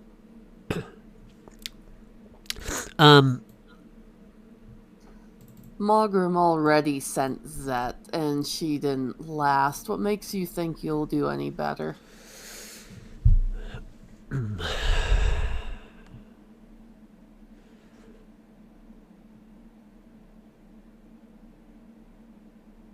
Mordecai says, I had heard that it had some trouble in the Moorlands. I didn't know that it was at your hands. Very impressive. I'm detecting 2 other life forms on your ship. Who's accompanying you, Miss Hellrose? Now, why would I ever tell you that?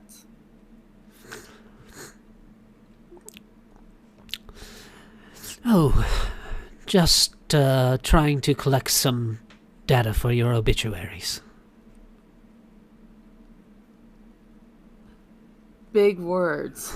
I'll keep those in mind when I put your pelt as my new rug.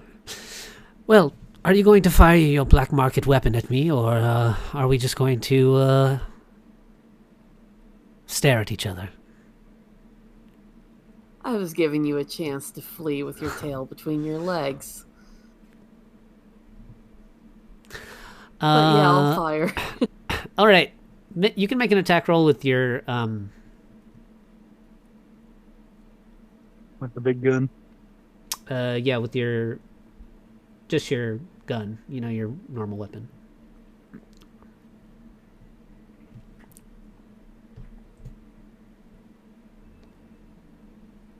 You want me to do it since I'm technically the gunner? Oh, yeah, you can do that. Sure. You want me to just roll Penumbra or? Yeah, that's fine. Okay. It is just a single roll because it's not, it's the ship's firing, not you. Gotcha. Kaboom! Or pew pew? The Jin, you saddle yourself in the weapon station, and you rotate the gun, the shard cannon that's been placed on the ship, and it fires this giant beam of energy towards the other vessel, and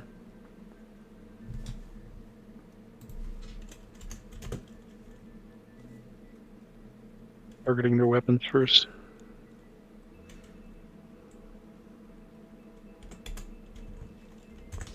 Sorry, I'll be back in just a minute.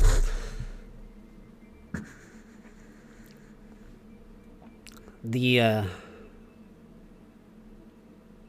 targeting system, the little screen in front of you, you have their ship is sort of pinging on the screen, and you can see that in a flash, their vessel moves to just avoid the beam.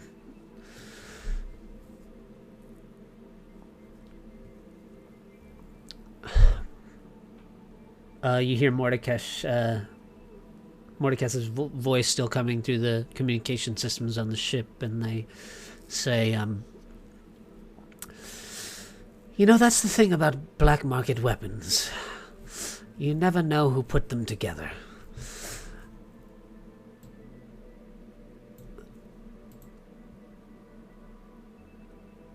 Mordekaiser, he says,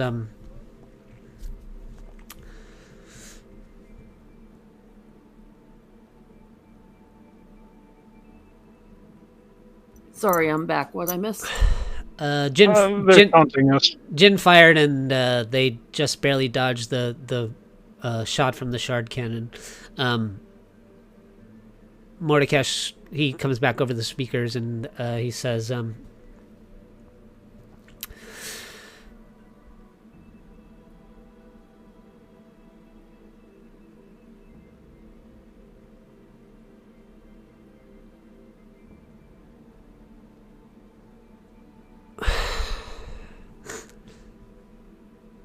I didn't think that you were going to make this easy for me, but... When do any of us do things the easy way? Nevertheless, there is only one outcome.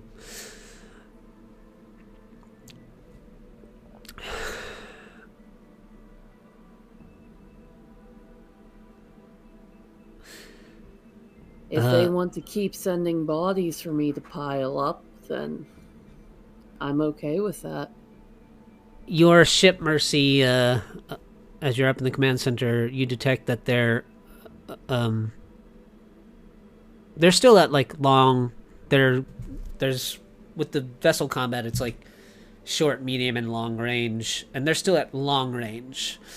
You detect that your ship detects that their vessel, their engines are sort of powering up for a quick move to close the distance between your two ships. Jin, as you're tracking their vessel on the little screen in the weapon center, the blip just closes the distance halfway between where it was and where you are. And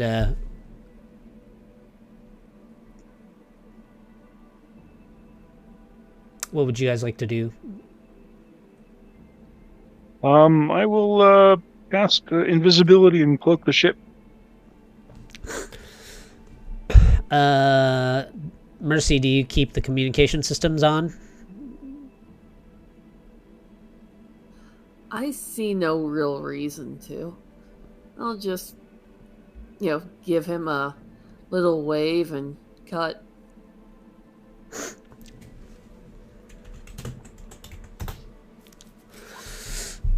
Both of you I have no idea what the stats are for the ship or anything.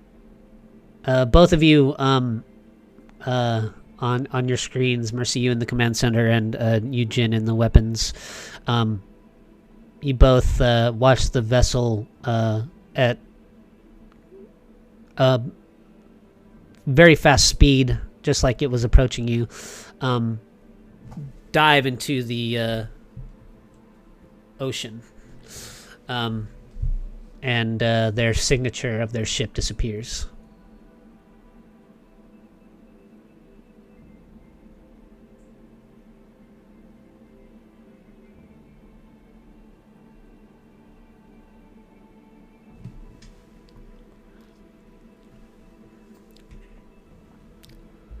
Did Jin's spell work? I mean, they didn't, it seems as though they didn't continue to chase you. You have another message flashing in the command center. This one is a text.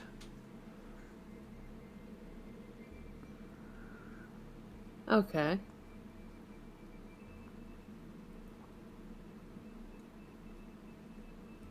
What does it say, and can I track the signal?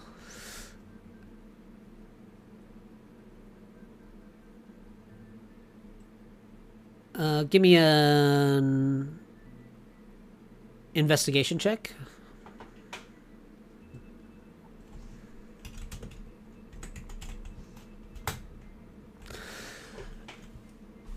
They fired the message off just before their ship hit the water, and if you let the text appear on your screen, it says, I'm watching you, and there's like little dots between each word.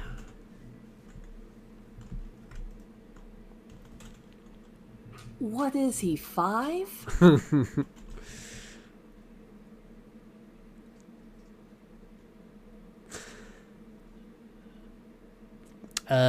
He doesn't seem to, after his signature disappears when he dips into the water, you don't seem to detect the signature of his ship again as you guys hover there invisible. What would you like to do?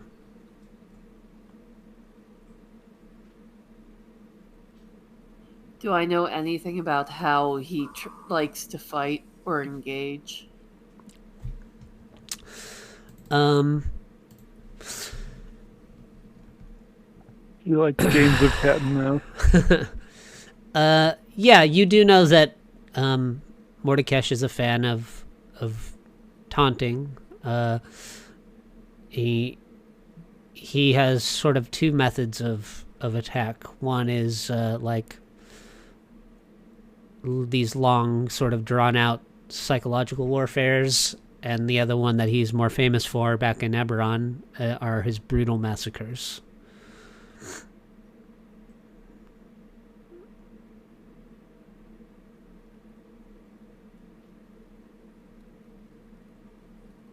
Can I possibly hold an action?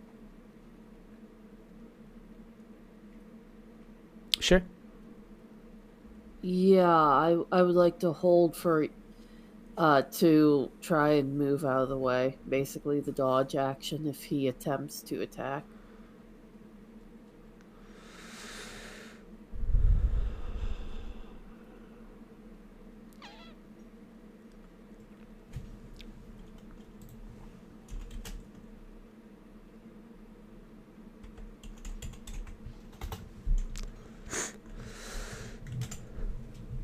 You see, as you guys are both kind of waiting for something to happen, dozens of little dots begin to appear all over your screen. All very close to your vessel. Close enough that you go and like you look out the front window and but you see nothing.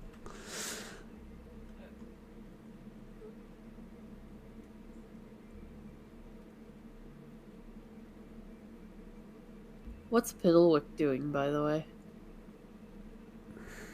He's just watching as you like press buttons and stuff.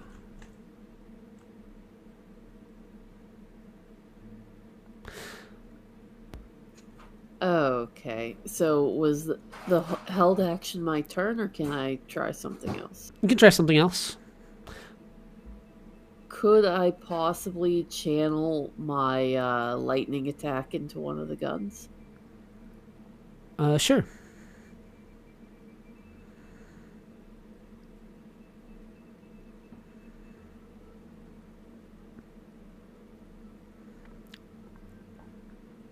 What are you firing at?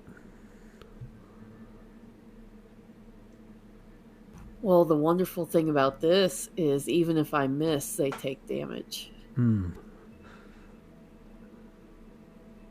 So are you going to fly the ship kind of closer to where they submerged into the waters?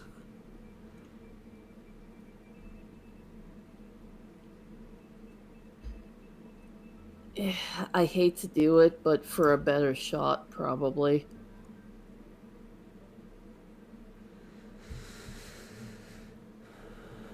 And I'd upcast it as well.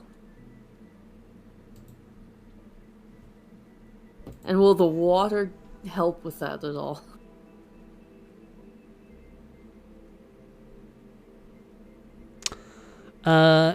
It's possible, yeah. You can, you fire your, you move the ship back over towards, closer to where they dived, kind of coming down above the surface of the ocean. The waters are choppy and sort of, there's like a, kind of a strong wind right now over the sea, and you fire down into the waters, charging a jolting strike through the weapons. The blast, kind of illuminates the water as the jolt strikes into the sea.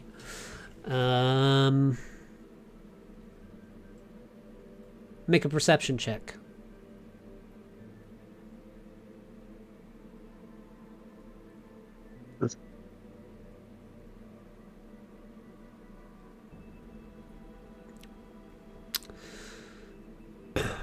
When you fire into the water and the jolt strikes down into the waters, and the flash kind of illuminates underneath the surface of the water, you can sort of see a brief flash that sort of illuminates the outline of their vessel, which seems to be quite a bit smaller than yours. Maybe half the size. It's long and slender. It has two little wings that come out of either side.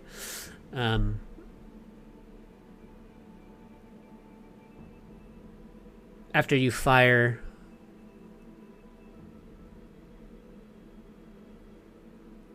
you receive another text message. Can Jin use that flash to get a bead on them? Yeah, make an investigation check, Jin. Sure. We are not being guided.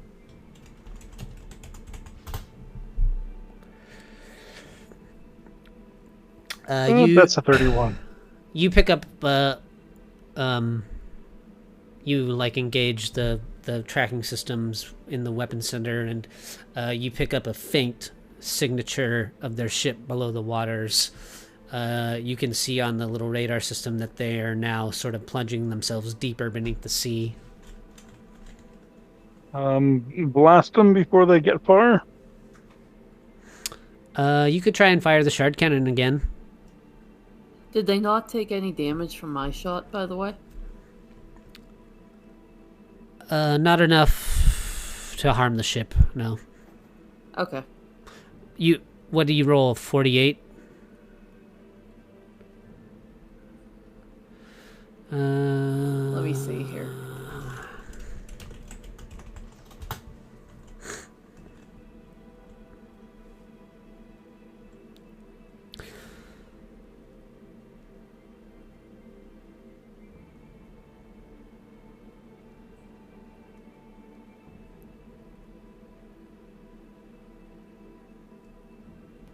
That would have been the damage for it. 24 total. Um,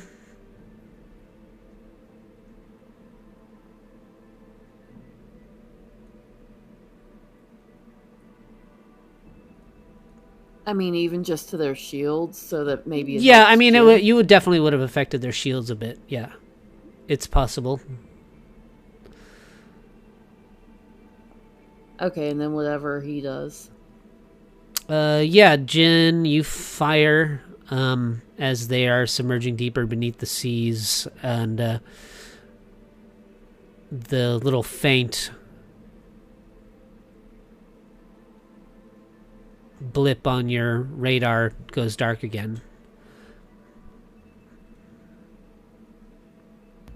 What does the text say? Did the shot hit? You aren't sure. All right.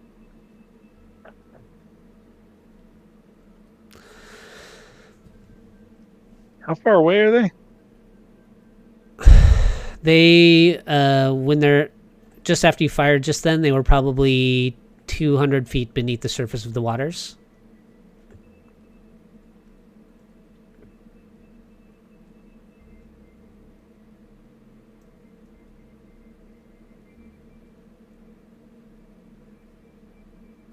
I know this ship combat stuff is still very abstract because we haven't engaged with it much.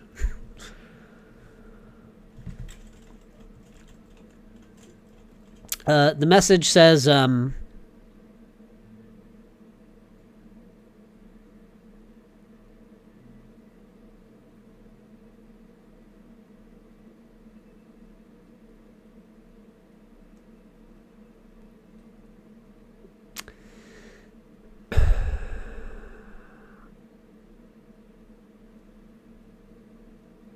this world will weep with the last drops of the blood of the last Hellrose.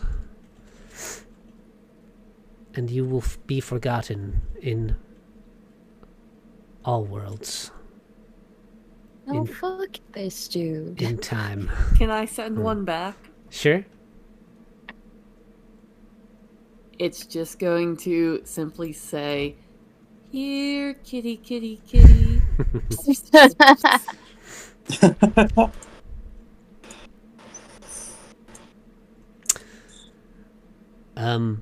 Yeah, he sends one last message that says, "Oh, we will come at your next earliest inconvenience."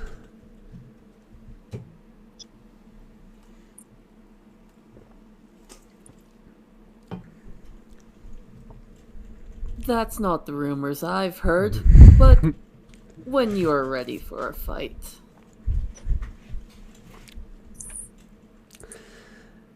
And if he's not going to submerge, I'm just going to peace out.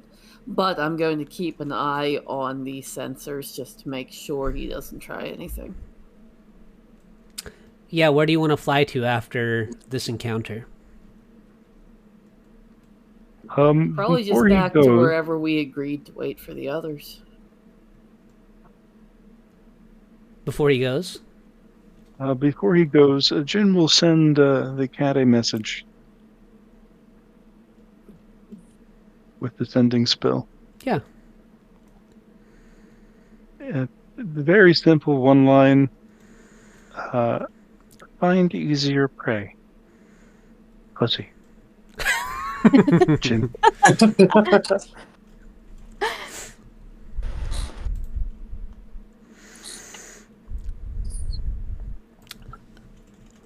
Let me see.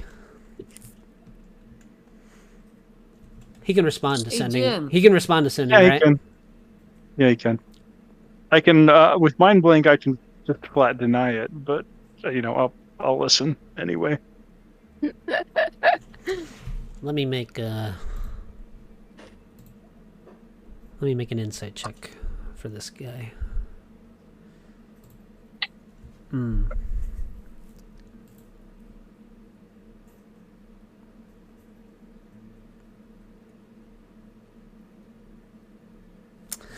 You get a response that says, "Ah, not carrying out orders, I see. Delightful." Oh. How would he even know? He rolled the 29 on his insight check. Okay, fine. And he would have, whoever he's communicating with that's given him this mission knows about Got you, it. right? Got it. Fair.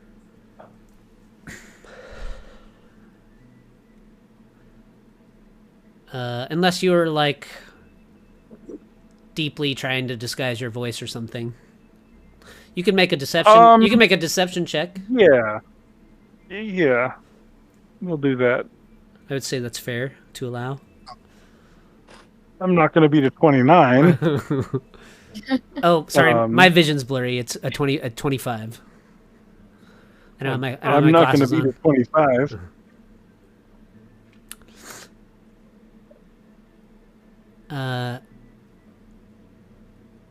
He adds at the end of his response,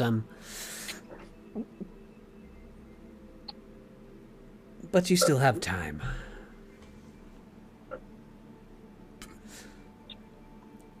Regret my life choices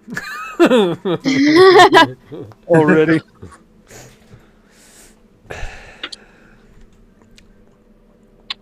And it doesn't seem, well, they don't pop back up on your radar's mercy. But like the drones over New Jersey, it does seem like someone has been sent from your homeworld to seek you out. And they have been we knew that. probing the skies that of the was Sword coming. Coast for your ship. We knew it was coming. This just means more trips to the black market and maybe a favor from Avathor or two. Hey, I gotta start introducing new villains. I gotta see if Avathor will let me mount Tiamat's head. Giant hood ornament. I mean, she has 5. We can split it Yeah. 50-50. I don't know if you Yeah. guys have noticed, but I dropped a little flame here. That's where the that's where the rift opened up. That Okay. this little flame here. That's where the rift opened up that Tiamat escaped from. Oh. Well, at least it's close now. Esperanza never gets a break. Well, while Yeah, I don't have to worry about regulations and laws now, so it's no holds barred. while we're on the ship, I guess. After the little encounter, Agatha emerges, and she says, "Well, that was exciting, wasn't it, Overseer? It almost reminds you of the times of the war." Oh, yes. Tell me, That's such a lovely memory.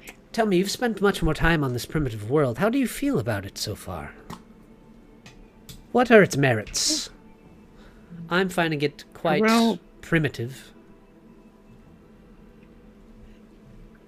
Terrell has a lot of has a unique charm to it, and there is a depth. There's a depth of magic here, and that is not present on Eberron. It does seem to be Refreshing in some way. It does seem to be quite a bit more organic, doesn't it? This is true. Overseer, your talents are going to waste here. Think of the things that you and I could bring to this world with our knowledge.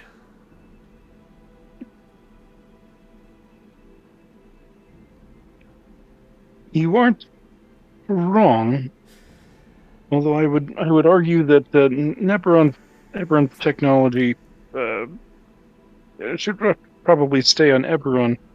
But there's a strong argument for a collaboration, bringing in the magic that this world has to offer. As far as I can tell with my short time here with you, it seems as though these... the denizens of this world offer their blind faith to a pantheon of gods. But with our knowledge and skill, we could become literal gods here. The people would be agape in awe at what we know. We could further and improve these people's lives in such a short matter of time. It would be unbelievable. Why should we return to Eberron and all of that history when we could, you and I together, blossom a new flower of wonder here on this world like anyone has ever seen?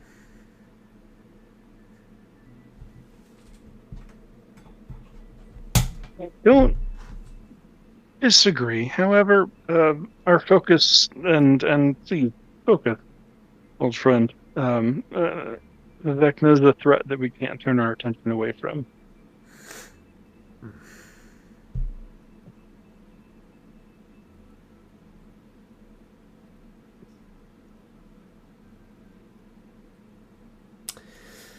I suppose so, but I would hate to think that you're losing your ambition, Overseer.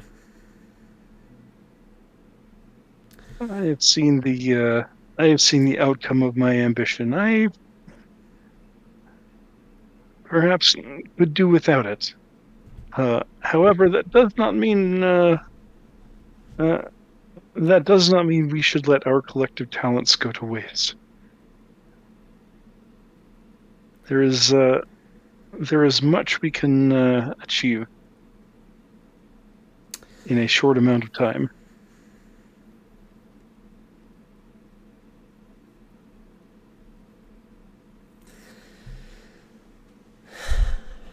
Adar, you must not linger in the mistakes of our past. I understand that terrible things happened back in Eberron, but there is a price to progress, you know that. Just to be clear, that price also included your death. I would consider it my freedom. The gray matter fluid has given me a better understanding of the multiverse.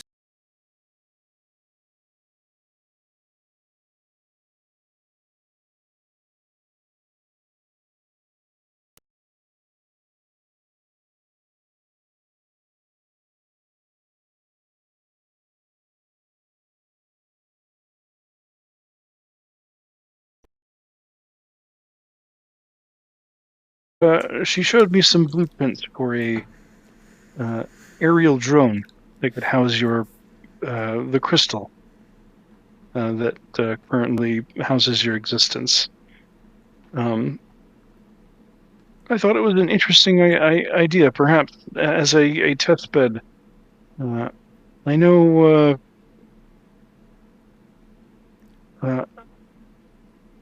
space was a hobby of yours once. Perhaps, given some practice, you could control this drone and then maybe a larger vessel, given time. This crystal is quite confining, but surely there are better places for me to stretch my fluids. This ship, for example, would be a much better housing system for me, and I would do a much better job than this mechanical doll of operating it. I don't disagree. However, that ship has an owner. And, Jin, she needn't know. Well. I spoke to you once, Agatha. This is, I guess, in Jin's quarters behind Ward. Because he would not let his name be spoken in. in other people's presence. Yeah, so that ship has an owner, and until she has time gotten used to you, both as an existence and as a person, an attempt to take over her ship will result in your end.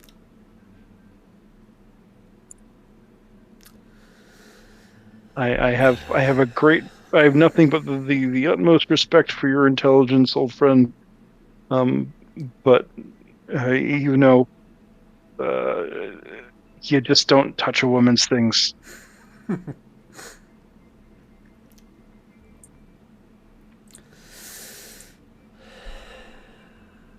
Or rather, you don't touch a girl's ship. Agatha says,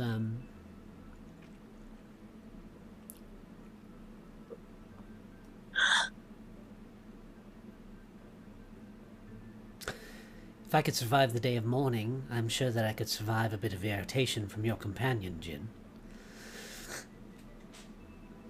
But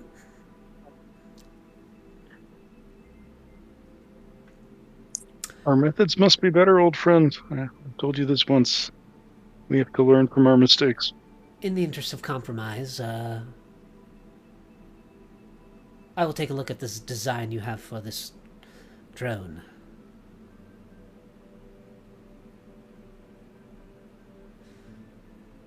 If it gives me more freedom than this crystal, then I suppose it's an upgrade. I suspect that you will find Blitz's work to be exemplary. And perhaps you'll add your own modifications as well. Improve upon it. Become a thing of your own make.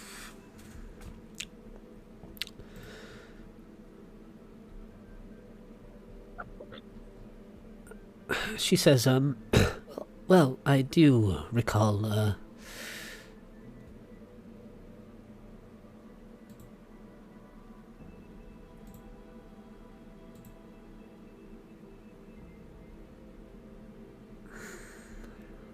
what was her name again? The Warforged? Blitz? Oh yeah, Blitz.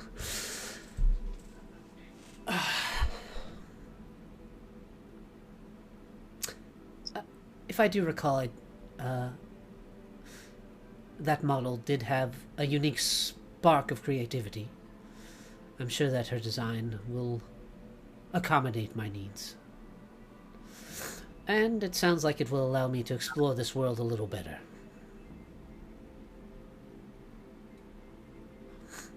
I think you will find much here and elsewhere that will interest you. You will not, you won't be want for, intellectual company, my old friend. I'll be here with you.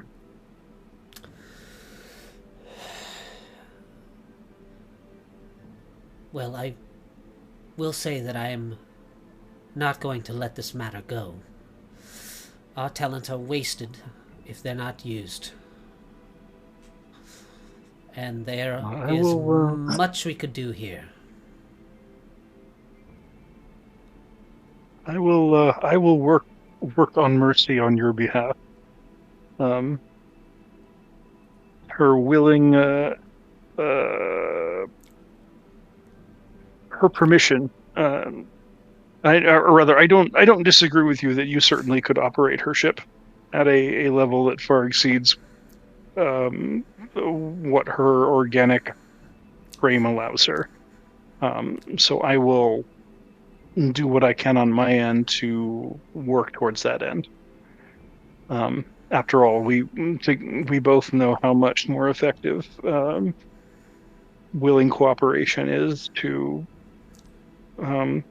dissonance and disorder.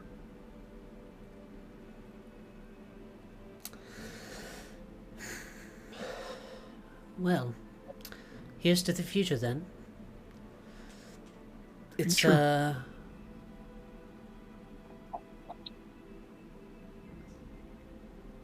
Nice to be working together again, old friend. I look forward to seeing the expressions of the. I look forward to seeing the expressions of your intellect once more.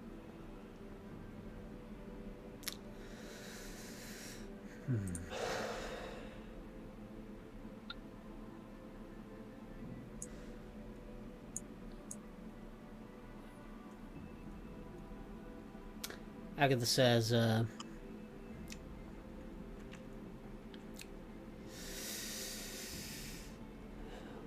well,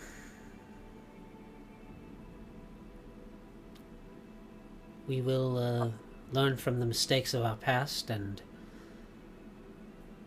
create a brighter future. It's quite exciting.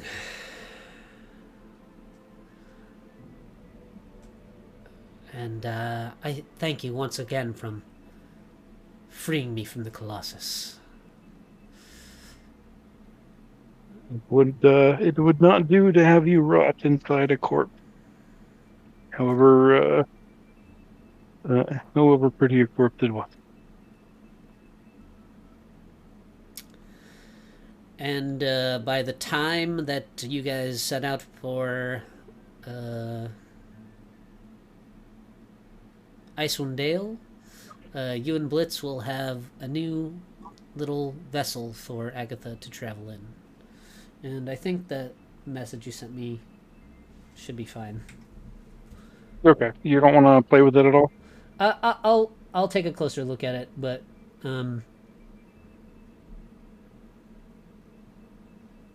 yeah, I'll take a closer look at it, and Okay. I'll let you know. But most of the stuff, I think, should be okay.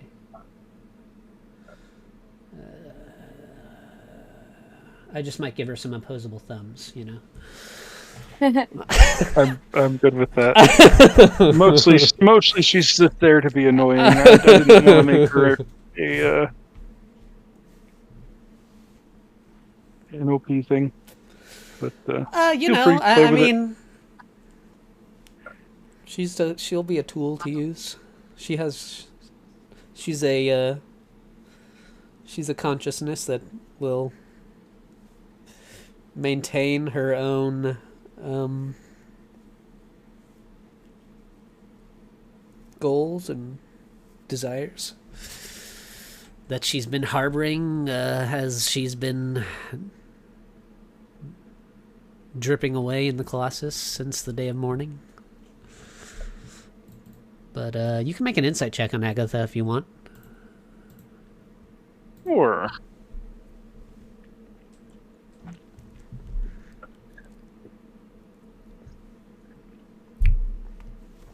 Not rolling great today.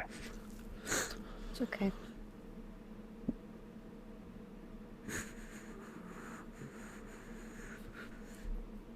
You can tell from having conversation with Agatha that despite everything that happened on the day of mourning, resulting in her current condition, that it doesn't seem to have affected her in the same way it has affected you, and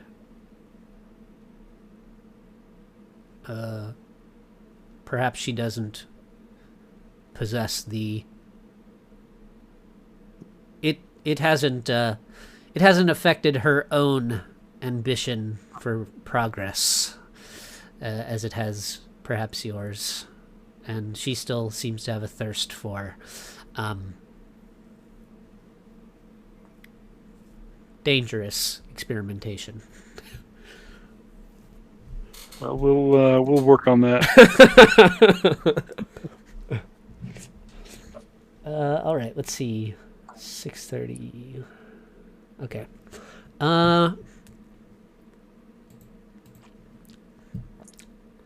Lepus. Yes. Last time anyone saw you, you were punted to the Feywild. Yep.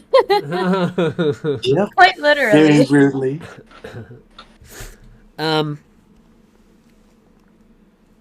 Specifically to the summer courts, huh? I was kind of very hurriedly trying to cobble some stuff together for this week. And now I have 12 million tabs open, so give me a second here. It's all good.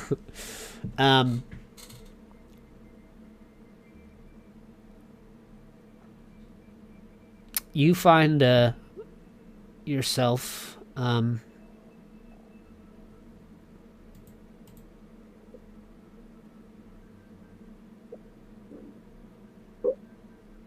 a sort of dense, glimmering, luscious, wooded area.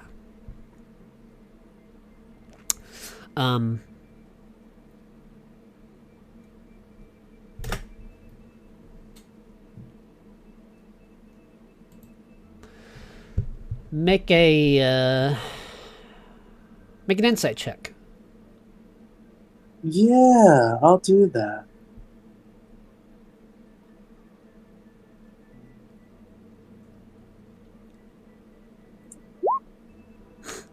Oh no. I have luck. We're gonna read. What is with everyone's rolls no. today? The dice gods are not happy. No, they don't like us today.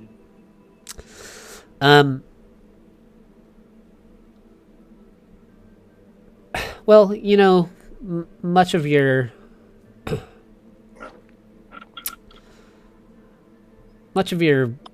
memories of the Feywild spent a lot of time being blurred. But you know, you're somewhere in the summer courts. The forests of the summer courts.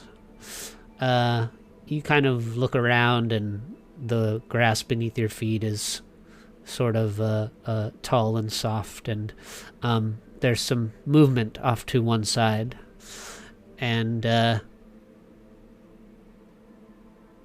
you see a familiar face emerge from the tree line, as I had to find a new picture because I lost the old one, or I didn't lose it, but it's still over on my old computer. As Phylaxis sort of manifests from the trees. He says, "Oh, what a blessing. I didn't think that we'd be seeing each other again so soon. It's no dance under the moonlight, but it is home." Would you allow Lep to do an insight check to try and suss out if this is actually Phylaxis? If you'd like to. He's been multiple times. It's been cast. Well, you're no longer banished, and you know you and Phylaxis have rings that kind of connect each other, to connect you two together. When you're in the Feywild, being who Phylaxis is, he knows. But yeah, you can make an insight check. Okay. And actually, let's do like a 60-second break. I got to get up real quick. So you got to get a drink. I just rolled another 2. I'll BRB. I'm rolling so low. This is all the That bad luck. has to be cast. It has to. It has to be cast. Oh, no. Never I mind, don't want to he's make wearing your ring. I don't want to make a bet on it, but I would totally make a bet on it. You know what? This is for all the good luck Limp is at. This is his bad luck now. These rolls. You say that now. You haven't drawn a card yet. I will draw a card, and it'll be good. It has to be good. Because your bad luck is now. His lucky streak will continue. It can't stop. I mean, you kind of did.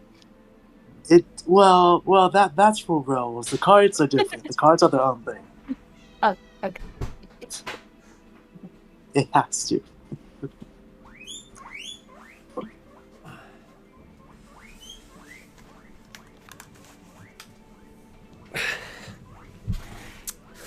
Phylaxis says, I thought you'd be continuing on with your endeavors of saving the world. What do I owe this simple pleasure of your presence here in the Fey? I got punted here by a masked man. But that's neither here nor there. I think Lep sort of just like flies directly into his arms. A really big hug. Yeah, Flaxus embraces you in a long hug. He says, so, I know we didn't get to talk much when I visited you last. Tell me, there's something different about you. Well, You feel lighter. I died and I came back. I am not a cleric anymore. Oh, it's Misty. Ooh, kitty. Kitty. I got my soul back with Mavathor. By the way, if you see him, punch him in the face.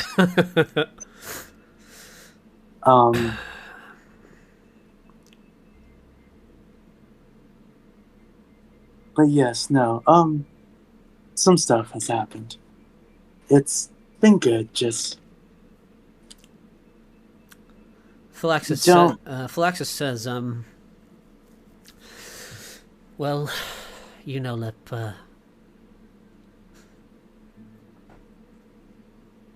by my math, I've spent much longer in Avernus than the new Lord of it has. And Avernus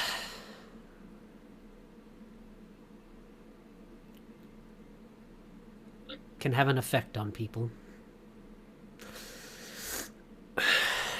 The fact that he released your soul from its prison, his grasp, does say something about his character. Well, he spoke to Asmodeus, so I feel like there's some bigger thing going on than just him being nice. But also, maybe you're right.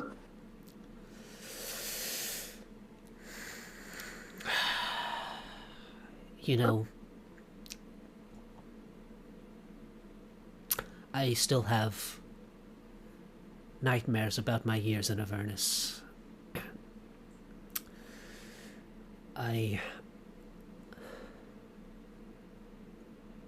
still can't believe how low it dragged me down.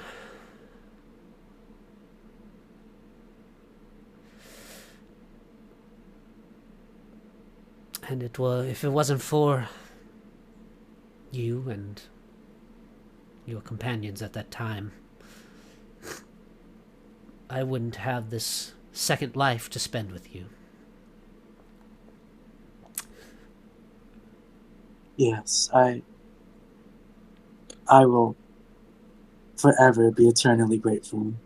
We are all capable of doing terrible things out of anger, out of desperation.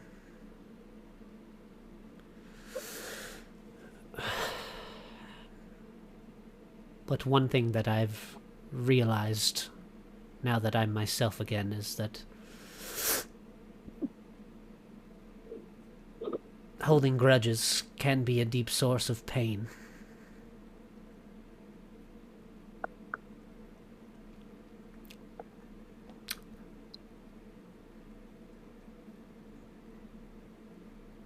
I understand. I cannot trust him after everything she's done, but I do not hate the man.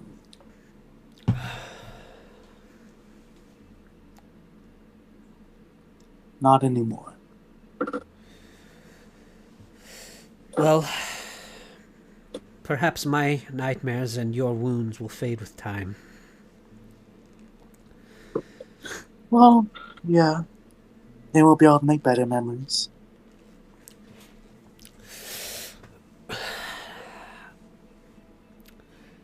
How are things going in regards to saving the world? Are you any closer to Vecna? Oh, well, that's a story. Uh, kind of. It's. Why don't we sit down? This is gonna take a bit. And Lep is gonna sort of try to fill him in on everything that's happened since they last left. Yeah, Philaxis, you guys kind of sit in the little grove and, Philaxis, like, pulls you into his lap as you tell your story, as his arms are kind of draped around you. He listens quietly, and he says,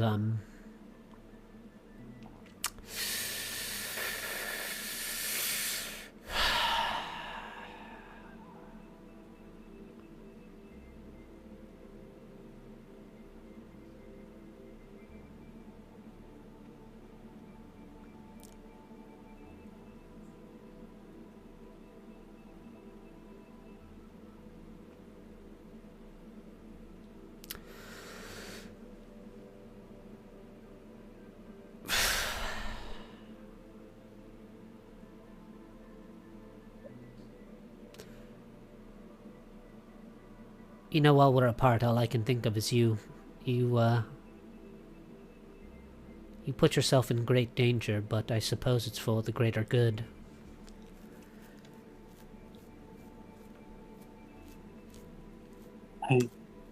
I really hope so. I mean, I believe it is. Is there any way I can help you? We can just spend some time together. That's all I really want. Just to be with you for a little bit longer. Well, even though you might not see it, I check in on you when I can. From time to time, you disappear from my sights, and those are the loneliest times. I do have a question, if you wouldn't mind answering. Of course. So my mother came to me, and she said that she kept you safe. Now, our relationship is not the best. So, also, I know that devils attacked the courts, and I really don't know what's been happening with you, so maybe you could fill me in on some of that?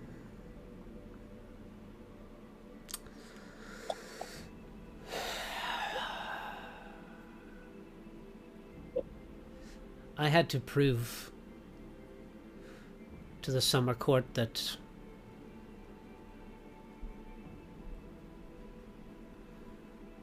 the devil in me was gone before they would accept me back in the fold. And I suppose I'm still working on that. I wouldn't be surprised if they watch my every move. But I think that the devil's attack did help my case.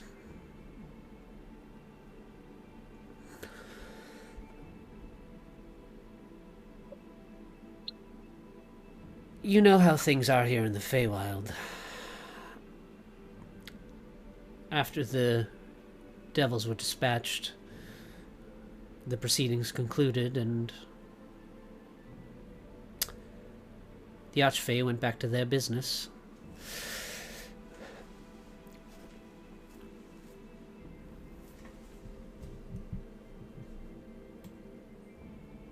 As they do.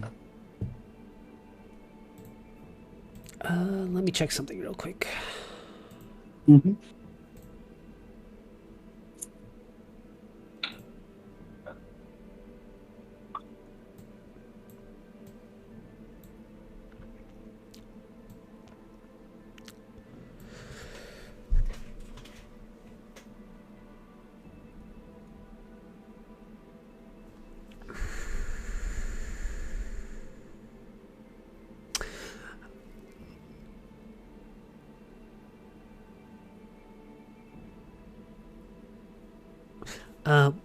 Flaxus says, why do you ask? Are you looking to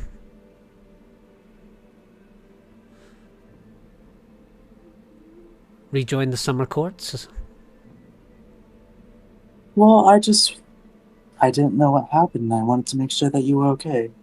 And also, I wanted to see if you would verify my mother's story.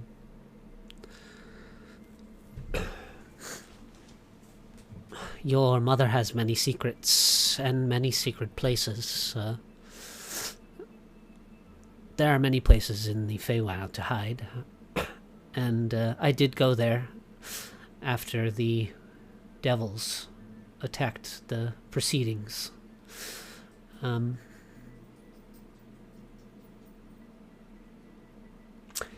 Despite what you might think, your mother does have a soft spot for you, Lepus.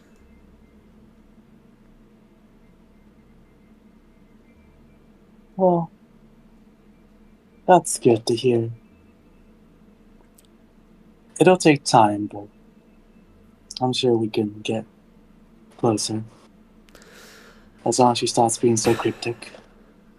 As you guys are speaking, there's a little rustle in the brush nearby, and what? Lep casts globe of invulnerability around him and Phylaxis. You see a little squirrel hop out of the brush, and it hops a few little steps towards you, and you recognize it as Twig, but then you cast the globes of invulnerability around you and Phylaxis, and the little squirrel begins to sort of twist and change, and you see Cass standing there with his hands on his hips, and he says, "Oh, you got me. You have quick reflexes, Lepus. How are you doing, my friend?"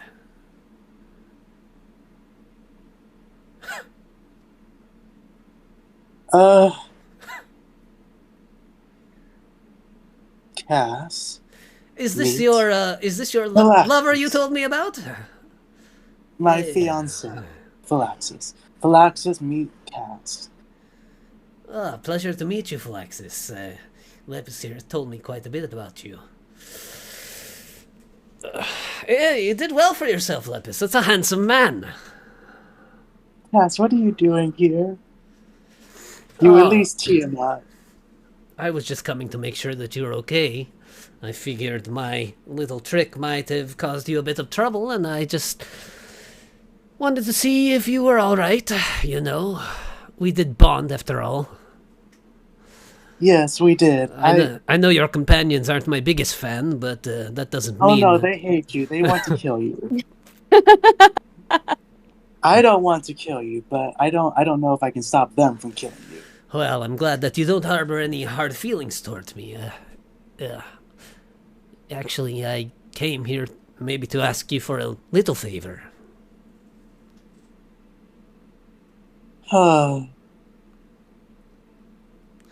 It could save a lot of conflict between me and your companions. What's the favor? Well, you see, I need something that you all have, and once I'm done with it, I'll give it back. I would hate to have to shed any blood. I know that, despite your differences,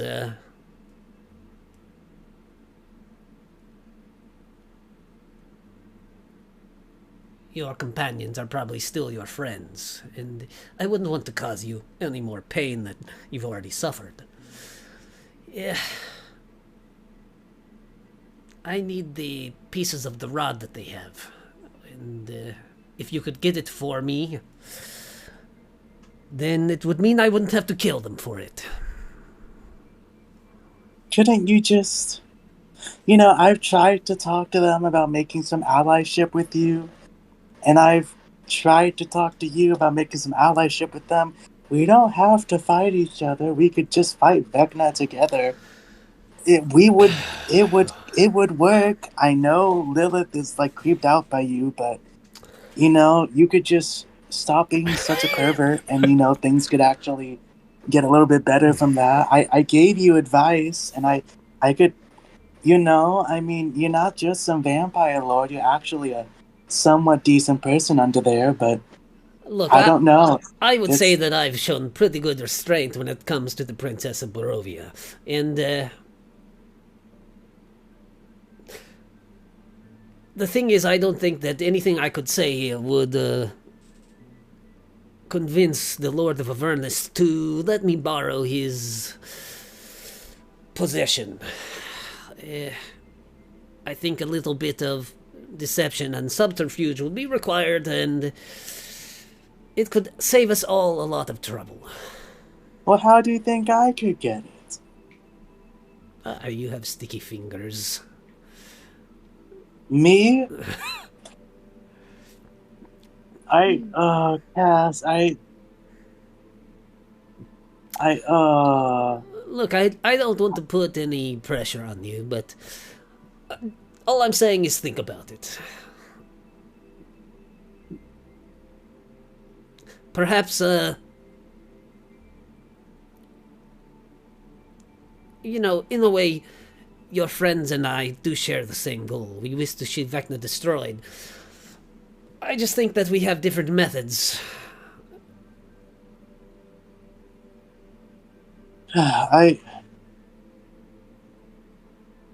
Cass, I believe that you have the capability to be a good person. I have had that belief since we talked, and I still have that belief no matter what anybody else says.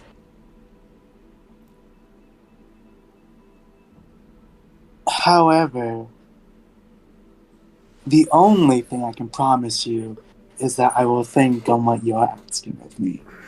I cannot promise you anything more than that. And truth be told, I really don't want to, because I don't want to be killed again by our Lord of Avernus. I really don't want to be hunted down by an overseer of Eberron, or another bounty hunter, or the new queen of Barovia, so it's like, I'll think on it. I know. I know I ask a lot of you, my friend.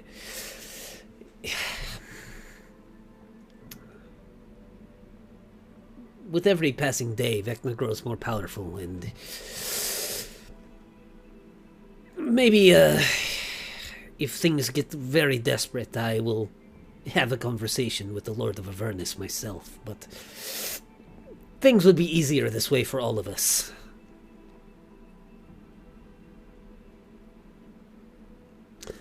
Just think about it, and, in your travels, if the opportunity presents itself,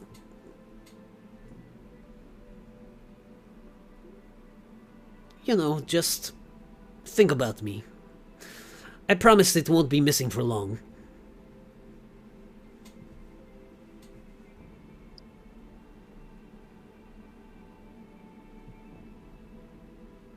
I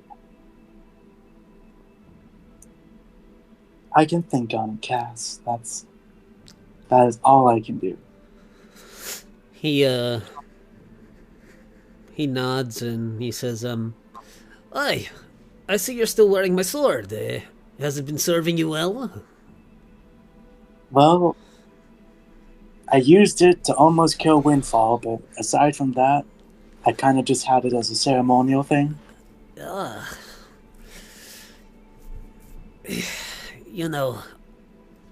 Shortly after, well, if we had completed our mission, I was going to do it myself, but I'm glad to hear that she's dead. I've never been able to... I've never... together. I knew that in the long term I could never trust her. No, she's a bitch. And I'm sorry that she got you into all that trouble.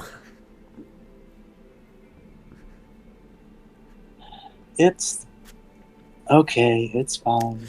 You are forgiven. I'm glad to see you came out the other side. If push came to shove, I would have came to stand for you, but I see your potential, and I know that you're coming into your own. Oh, I think that's the nicest thing you've ever said to me. Thank you.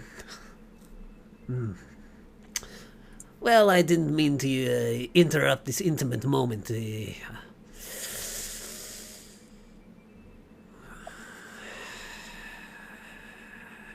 Let me know if there's ever anything you need, and I'm sure one way or another we will see each other again soon. I'm sure. Before you go, may I give you something? A gift for me? Lep holds out a cup of tea in one hand. And in the other, it is a golden harp that was retrieved in the cultist chambers from like the second or third session by that, in that little grate thing. Yeah. So he's just like, this is a new recipe of my tea if you would like to try it. And I thought about some things, and I know music is can be a very nice way of expressing one's emotions and memories and things like that, and I thought it might help you. He says, you know, that's some of the most fun that night that I've ever had, that night that we spent making tea together, and I've been making teas ever since myself. It's kind of a new hobby that you introduced me to. Oh, that's good. Would you like to try my latest brew? You know what? Sure. What's in it? Oh, just, you know, some of this and some of that. Things I've picked up along my own travels from many worlds. Sure. I'll try your tea. He pulls a little silver teacup from out of his cloak, and he takes his water skin and pours some liquid into it, and as it pours out, the liquid's like steaming, like it's hot. And he hands it out to you in two little fingers. It's a very small cup. Yeah. He takes your cup, and he kind of sniffs it. Do I need to make a perception check to see if there's anything harmful in this liquid? The only thing that could affect him would be the Tasha's brew, so it's one of those chaotic things, but that's it. Oh, from the cauldron? Yeah. I mean, so far it has not had a bad effect, so I doubt it would, but who knows? Please be bad for him.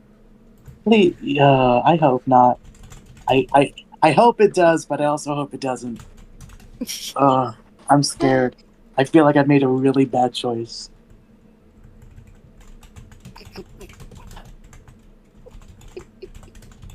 If Lep can forgive Mavithor, he can forgive Cass. Oh boy. Cass has never If done... he has- You sweet. If he, if he Yeah, I has was the gonna say. heart to forgive Mavithor of all people, I think he can forgive Cass. What about Lip? Well, he no, not To be yet. fair, he's mad at you. He's mad at you. Yeah. Yeah. That's true.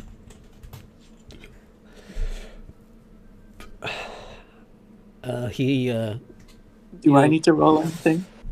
he clinks your little cups together, and he says, "Well, cheers!" And he downs your teacup. Cheers. Roll d20 for me, Lep. Okay. That is a 2. I rolled 2 3 times. Goddamn.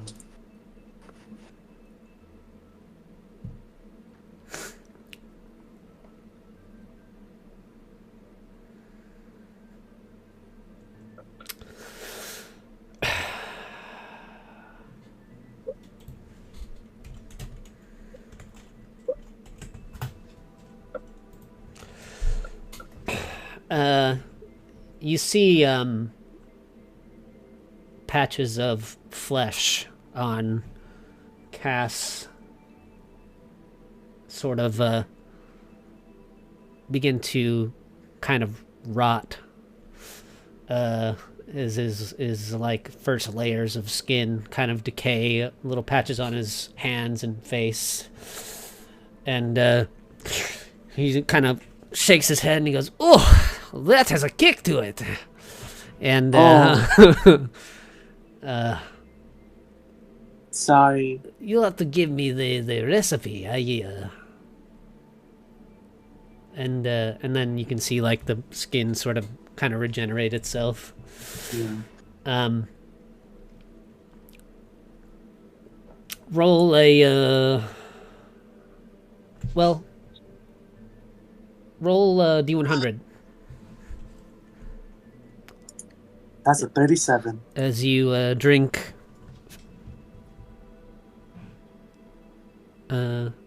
Cass's tea. A wild magic surge happens. I hope a 37 is good. Because my fiance is right next to me. I don't want him to get hurt. It's a great spell on a target of your choosing. I mean, everything else has been good. This will be good too. Chaos likes me. It's okay. Yeah, your skin begins to take on sort of a shimmering, translucent quality, and sort of in the shade of the trees, your whole form sort of resembles like a sort of a moonlit dew. And Cass kind of tilts his head and says, "Ugh, I wonder where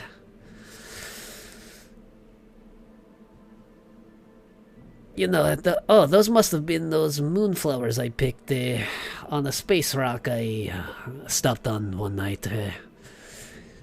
It looks good on you." Thank you. I think I look even better.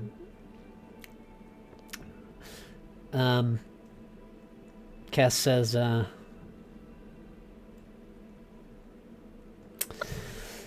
"Well, I would tell you to congratulate the Princess of Barovia on her victory against her father and the other Lords of Dread, but it's probably best that your friends don't know that we had this conversation, eh?" Probably. By the way, did he accept the harp or no? Yeah, he tucks the harp under his arm. He says, "Yeah, well, I don't, let me see." And he begins to sort of pluck some strings and tries to see if it's in tune, and then he begins to just kind of idly play this, like, haunting melody. It's a nice...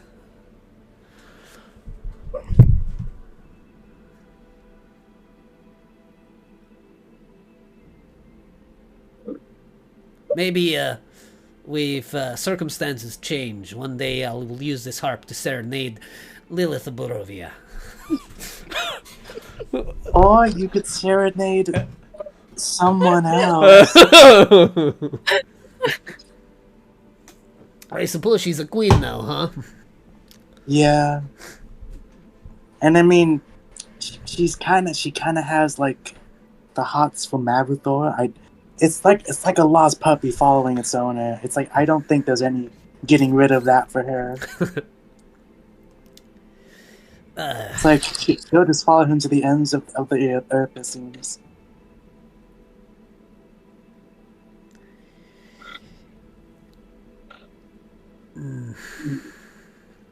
Well, you know, like I've always said, may the best man win. Oh, Cass, I did have a quick question. If you don't mind me asking. Of course. Well, I guess it's two questions.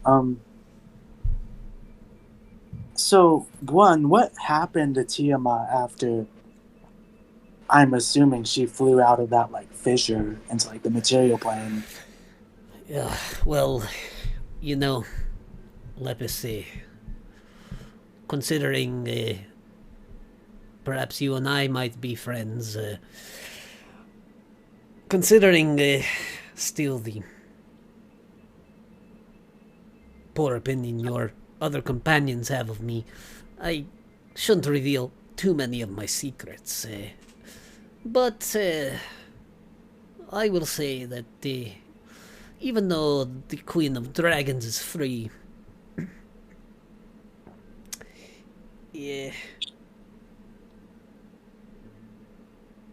her time in prison has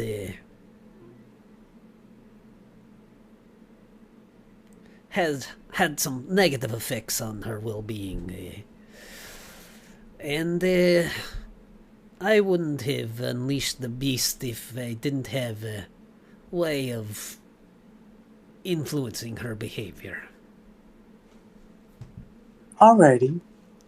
And I'm sure you won't tell me this, but how do you, like, do that? And he, like, sort of creates a little image of Twig and then, like, it transforming into Cass. Like, how, like, I don't, like, how? Because that's cool, but I don't know that spell. I'm a vampire lord. I can turn into almost any animal I wish. Well, yeah, but, like, you can also turn into other people. You were Mordenkainen. By the way, is the real Mordenkainen alive? Is he dead? Is his corpse somewhere in Eberron? You know what, that's a question for another day. He says, well, despite all my flaws, I would never,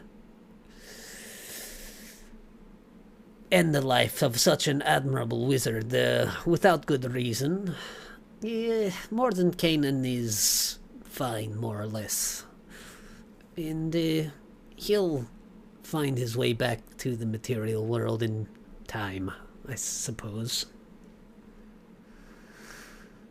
Alrighty. But yeah, so how does that... Is that just, like, something you can do to, like... I don't know. I didn't know that vampire lords could do that. He says, well, you know, they say a magician should never reveal his tricks, but perhaps when the show is over,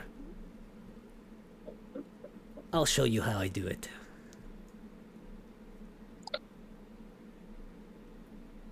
Oh, okay. Well... And I'll tell you something else. If you bring back the other pieces of the rod for me, I'll show you how I do it then, too. Oh. Well, maybe. So then, like, you wouldn't be okay if I, like... Oh, I don't know. Like, pulled a card from this deck and it, like, granted me the ability to, like, do something, like, crazy, like cast another wish spell. What wish am I on? 3, 2, 4? I think you have 2 left, right? Oh no, from the sword, yeah. But like how many wishes in total he's Lepus cast? Oh yeah, He's 3 or 4, I think. Yeah. He's bragging about the fact that he has changed reality multiple times.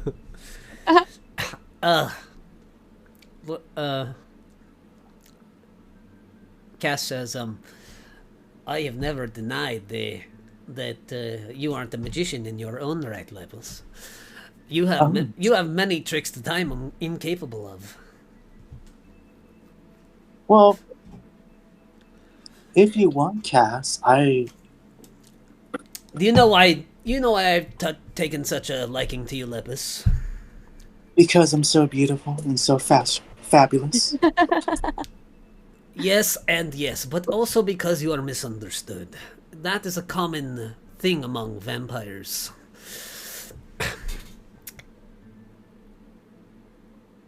Yeah, it is. I guess so. From what I've seen of you, you know, you are a bit like me. You embrace the chaos, and I quite admire that trait in people. Chaos is a thing that is quite often misunderstood, you see. Oh yes. Everything is chaos. Chaos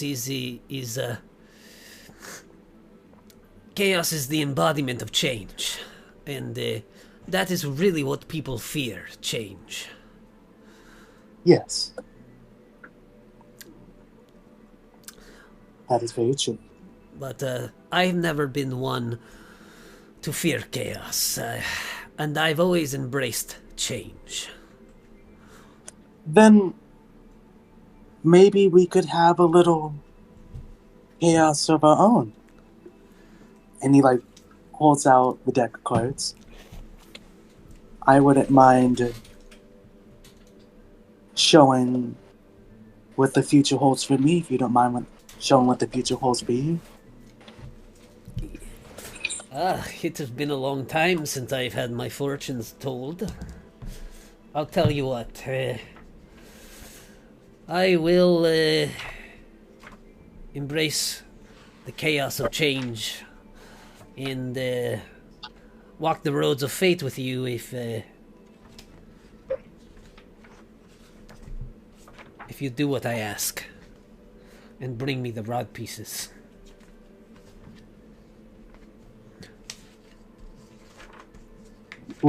After I get them to you, or we're making a deal? No, I will take this journey with you, but you must promise me. Well,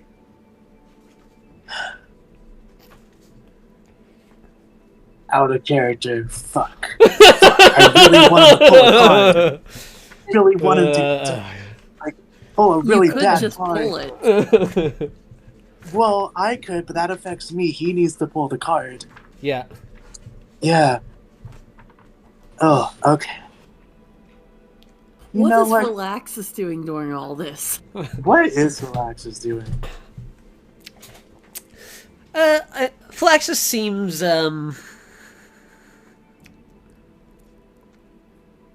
Flaxus seems calm and he seems to be enjoying this interaction, actually, kind of. He seems quite curious about it. You can see him sort of grinning as you are sort of dueling with Cass right now with words.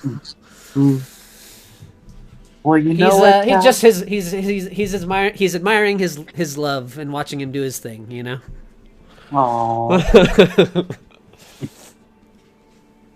You know what, Cass? You have yourself a deal. Would you like me to go first? He says, well, we must make it official. Can I borrow my sword? Oh, are you gonna, slice my hand and slice your hand and do some, blood thing? You know what it is, yes. Just don't let it get on my clothes. I just got these. I will be careful.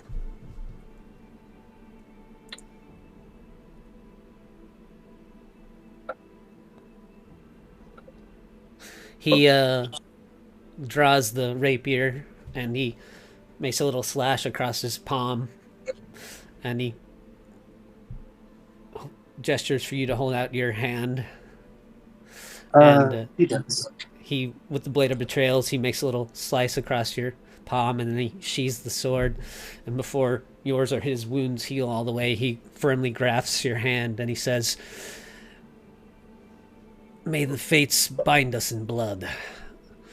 And you can feel a little jolt of magic shoot through your body. Out of curiosity, would this constitute as a betrayal? I Maybe. I suppose if Lep steals the rod, it would. Well, I don't know. He's agreeing to do it. He hasn't But that actually doesn't mean he's going done it to. yet. And you also have to remember, I can cast Wish. I can just wish this away. You're putting an awful lot of faith in that. Yeah. I mean, Yeah. Why do you ask me, Amathor? Oh, it's what Asmodeus said, that if Lep did betray Mavathor again, he would pull his soul back into Avernus and throw him into the river Styx himself. All right. Well, then I have to ask this on sort of the level of the gods.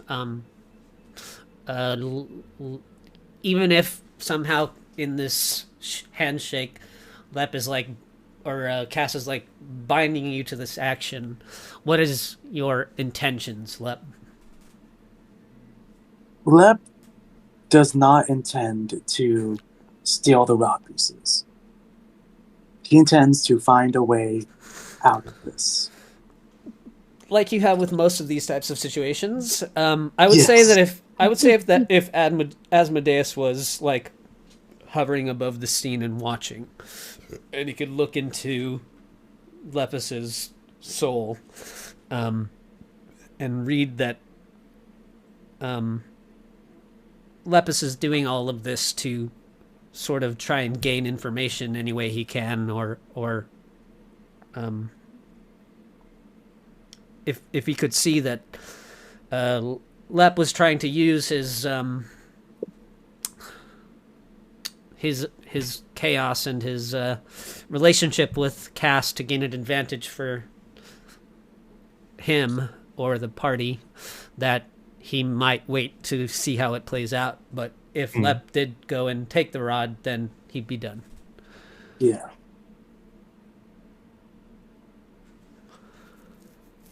But I need you to give me a deception check, Lepus. Yes. Yes. This is all going to be very messy one way or another. Oh, that is a 24. All right. I am willing to use a luck point if I need to re-roll that, if that fails. Give me a sec. I gotta find Cass's token.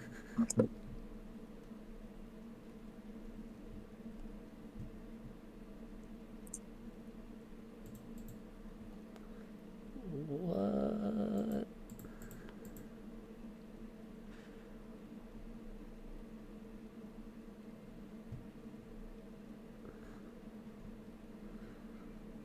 Why? Oh.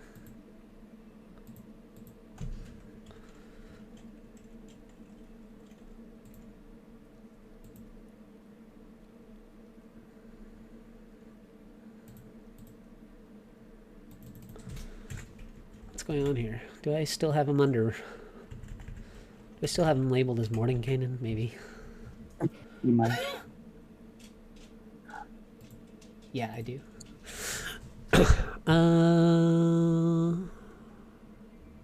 I will say right now, out of character, I'm not going to steal the rods. Unless if a dominate person spell is cast on me, and I'm forced to steal them, that is not happening. It's an insight against deception, right? Yep. Is insight wisdom? Yes. Yep.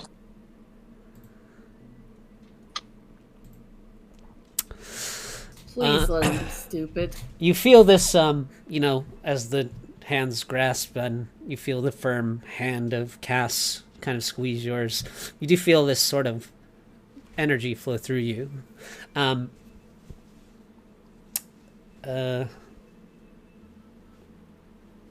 can roll. I have luck.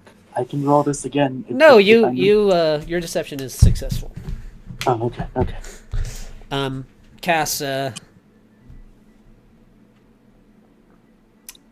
Cass says, well, shall we embrace the chaos? Yes. Would you like me to go first? Or would you like to go first? He says, of course, after you. Well, let's see what the future holds for me. And Lep will pull a card. His 7th card from the deck of many things. All right. Adios, muchacho. Give me a sec here. I just lost it. Yeah. Oh, I love playing Lep just for stuff like this. It is the most risk I have ever seen a player take. In all of my And hey, it's dungeon paid off. mastering. His lucky streak will continue. Gosh dang it.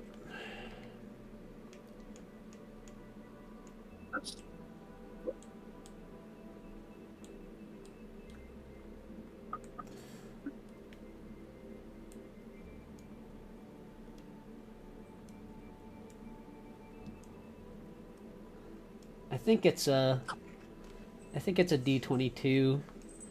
And if you get a pulled card already, I'll just have you re-roll.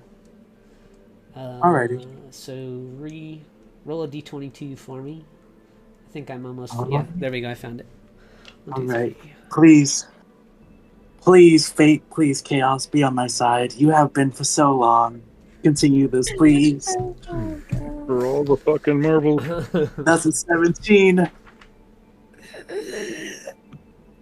Please. I'm so scared. Fate has been on my side for so long. I have changed reality. I have cast a wish multiple times. The cards have been in my favor too many Dude, times. you're jinxing yourself. Don't do it. Please. I don't think this card has been pulled. You pull. Which is it? You pull a card and there is just a single bright star on a inky background, and you feel the confidence of you know you believe this deception you're pulling on cast right now. You feel like the confidence of it flow through you, and your charisma increases by 2. That is Very nice. That is. My charisma is Jill. now 25. I Or sorry, just 24. And Cass looks at your card and he says, like all of our encounters, they were written in the stars, much like when we first met. Yes. Just like how when I first met my love. All right, Cass says, well, let's see what the fates have in store for me, shall we? Death. Void. Death. Void. Death. Void.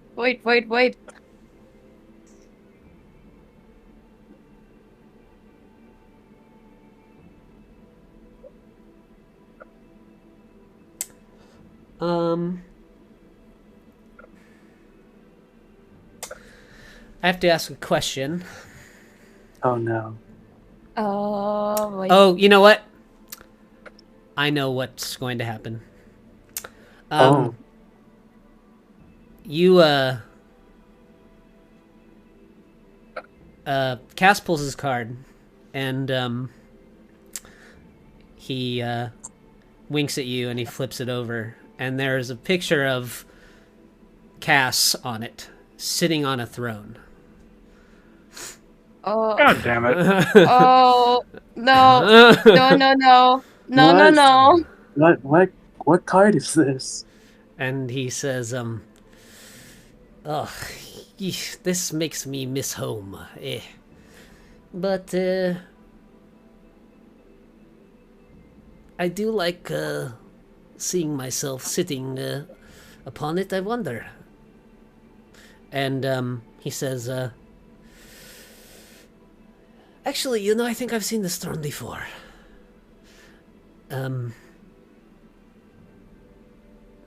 chaos is a beautiful thing, don't you think, Lepus? I do. Hey, do you think if I became king of Barovia, that would automatically make me make Lilith my queen? Probably not. I don't know. We'll I see feel- how the fates feel about it. And he says, don't forget your promise. And I would never. Cass, like, lifts his hand up, and you see him kind of, like, reach out in front of him and kind of squints his eyes a little bit, and he says, there we go. And he rips open a red portal. And you can make a perception check. Yeah. Oh, let me make a perception check.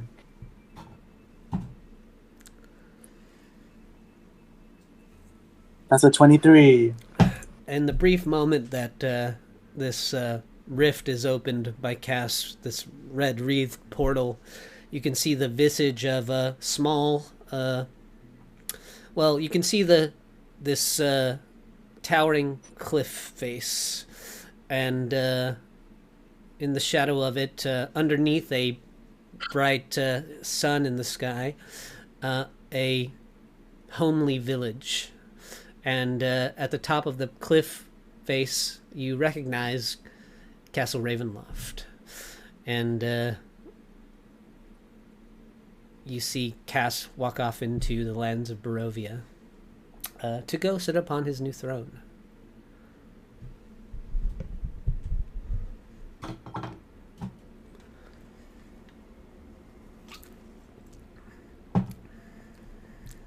Lilith! Oh no.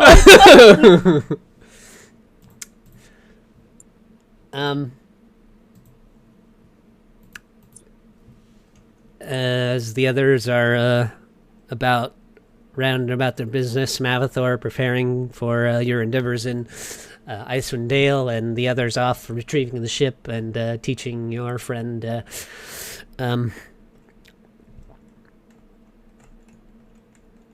Piddlewick to be a new co-pilot to Mercy, and Lepus is prancing through the forests of the Feywild with his fiance. You know that you have a little bit of time before you all have to go after Vecna, that you decide to go home and see how Irina is doing in Barovia, bringing back some of the coin to fortify your lands. How do you travel between, like, the Material Plane and Barovia now? I assume that she's able to cross borders through the crown. Yeah, and it's kind of like up to you now. Travel to and from Barovia for yourself. Yeah, I think basically what happens is instead of mist, she disappears in a flash of light. She reappears in Barovia. You appear in Barovia, just outside of the edge of the town of Barovia, and you can see the sun sort of dripping down behind Castle Ravenloft. The sun is in deep setting, and there's sort of a purple hue on the horizon as the night sky is sort of coming in, and you see this sort of strange sight that's unfamiliar to you in these lands of the night sky is starting to sort of fill with stars, and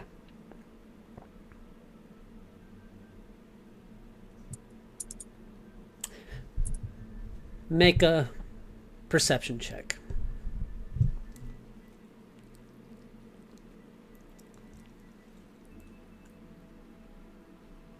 That's a 23.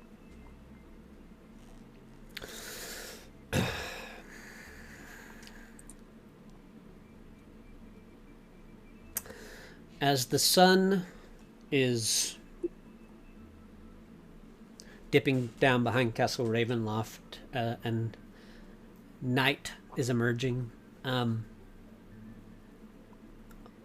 off across from the village in the forests on the other side of the road, you hear sort of a small chorus of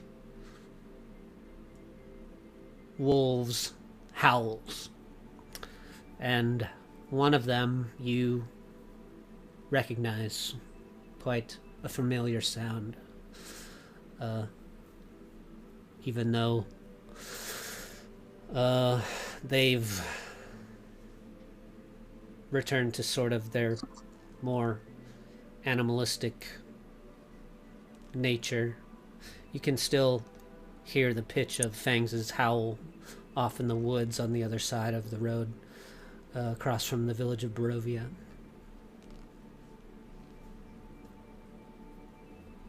Accompanied by a half a dozen other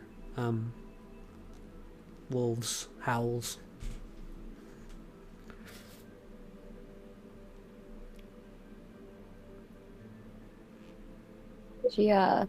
She smiles, kind of just not really thinking twice about it, like this is just normal wolves howl at the moon sort of thing.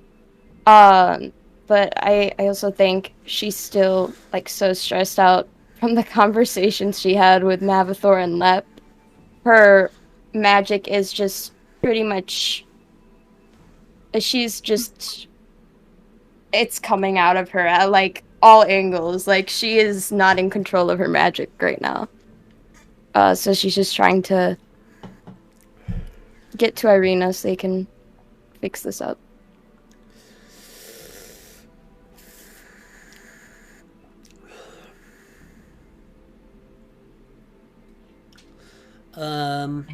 You turn away from the howls and head towards the keep.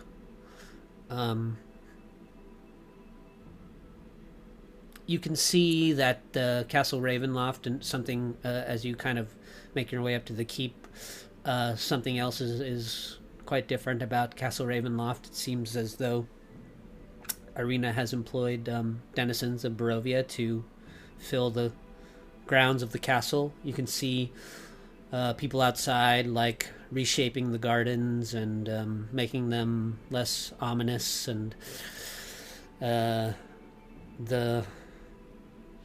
inner windows and halls are filled with a warm glow of candlelight. You can hear, as you enter the keep, Irina's voice kind of echoing out in your direction. You hear saying, and like, "Yes, just take all of that down and burn it."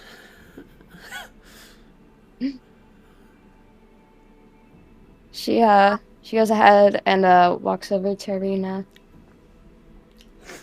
She turns and she sees you, and she kind of scampers towards you and gives you a hug, and she says, "Queen Lilith, I didn't expect to see you return home so soon. To what do we owe the pleasure? I've been working day and night to make this place feel more accommodating to your nature." I love it. It's beautiful. But I'm afraid, even though I come bearing gifts, she like kind of shows her the bag of money. She goes, "I've also come on more drastic measures." She kind of like holds out her hands and like shows like her magic just kind of glitching out. It not very stable. Irina says, Lilith, you know, it is quite a lot that you've been through. The years of being tormented by your father, I'm sure, are going to take some time to process, and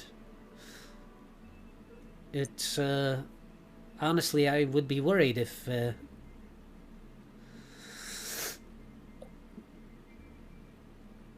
didn't take some time for you to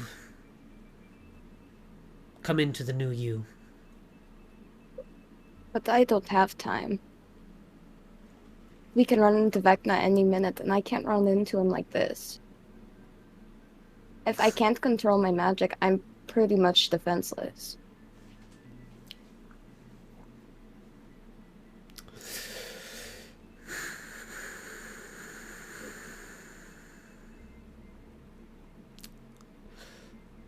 Well, tell me, why is it that you think you don't have control of yourself?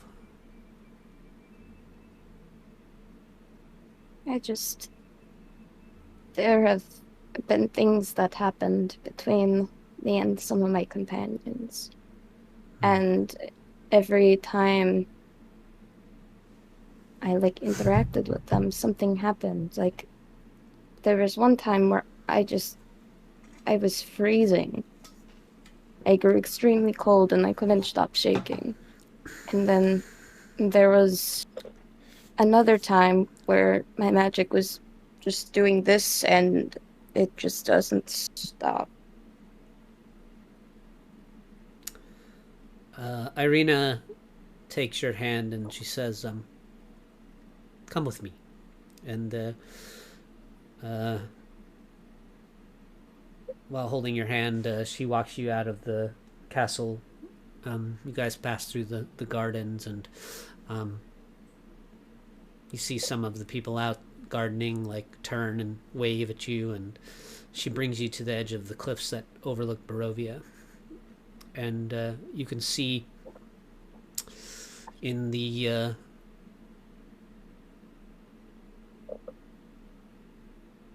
sort of last bits of sunlight that are just barely whispering over the town, the streets of Barovia are full of life. The people who for so long have locked themselves away inside of their homes are socializing with each other in the streets. You see, in the middle of town at the corner, the Blood on the Vine Tavern is music is billowing out of the windows. And the two of you sort of stand there staring down at Barovia in silence for a bit, and then Irina says, in killing your father, Lilith, you have given the people of Barovia new life. They are, even though it has only been days since your father has died, they have found something in themselves that they had long lost and forgotten. They have color in their faces and in their hearts once again. And that is because of you. But they are going to need you to be strong for them. Because even though the cheer is spreading amongst your people, our borders are not safe, and you have made many new enemies.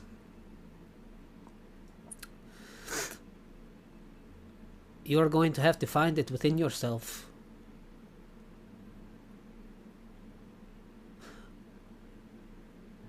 to be the heart of these people.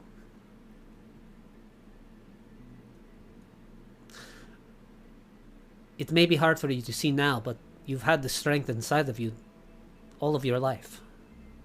You wouldn't have made it this far if you didn't.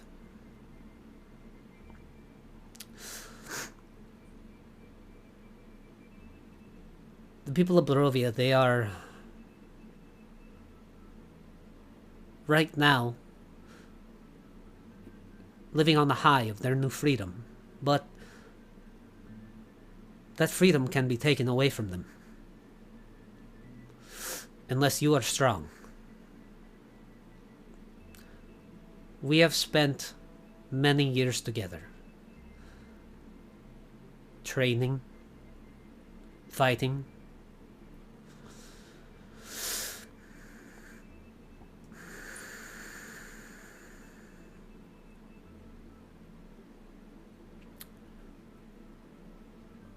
And because of your strength, look at what you've given them.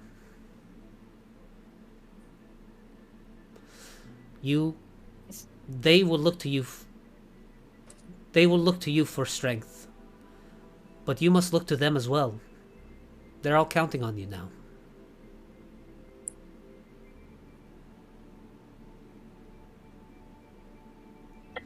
And she puts her hand on your shoulder and she says,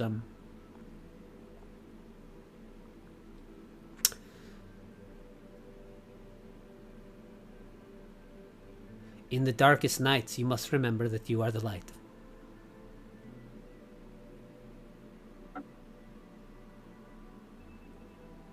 Everyone keeps telling me to choose sides, choose what's more important. I have to choose between friends. I have to choose friends or the entire multiverse. But I can't have both, apparently. Irina says, well, leaders must make choices, that is true. But they must not choose between this or that. They must choose what is right.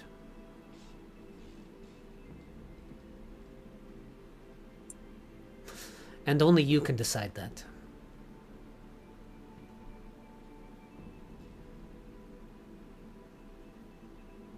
If I don't want to choose, what if I want both?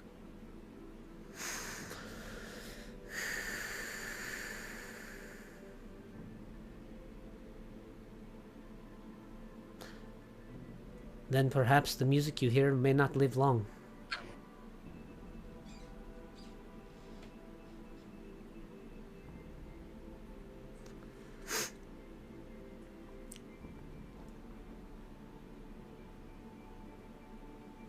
But as long as you choose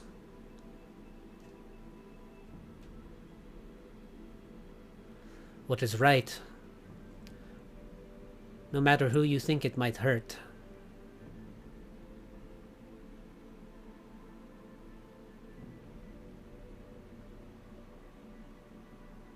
things will be all right.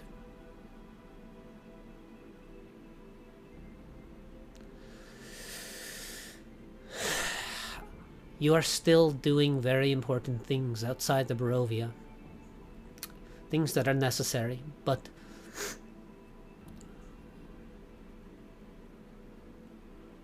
when you return, you will still have responsibilities.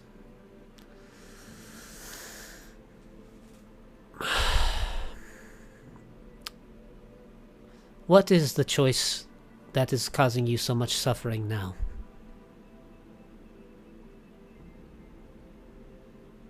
Mavthor and we had a slight disagreement. And I told him that I wanted our friends to be safe, and if it came down to it, I would protect them. And I would do whatever it takes to protect them. But he told me I had to make a choice. Protect them or protect the multiverse.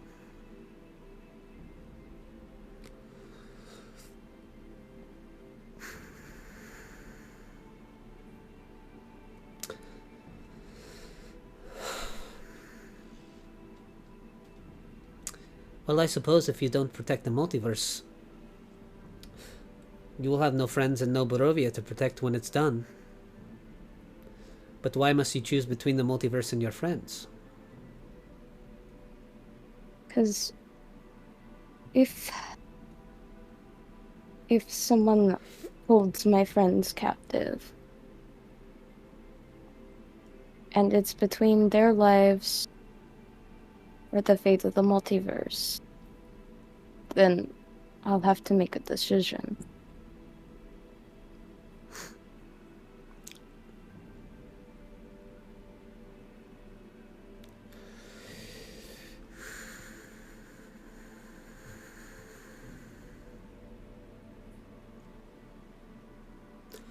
I don't doubt that you are going to have to make many difficult decisions in the coming days, weeks, months, years.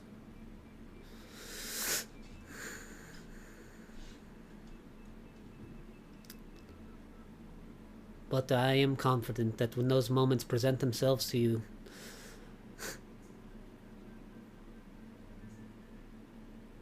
that you will know what is right.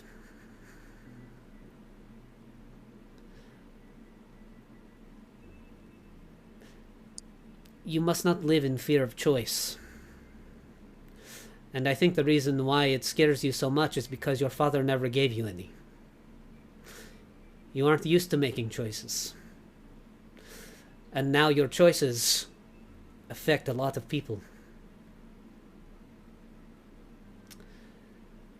Yeah, they do. But so far your choices have only led to beautiful things. You chose to make new friends and come here and end the reign of your father over these lands. But not all of them have. Because instead of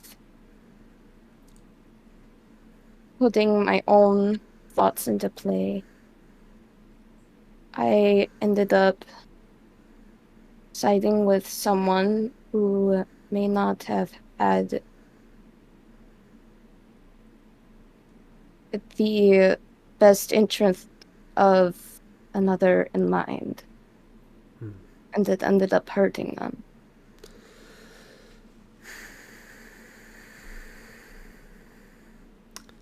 Well, you will also make mistakes, and that is how you will learn.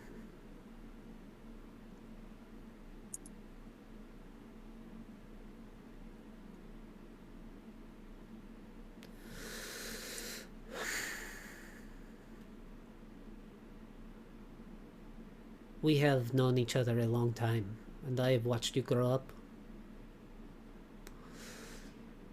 And you have always had a fire in you that could not be put out. And fire can provide life, and fire can destroy. The flame that lives inside you, Lilith, is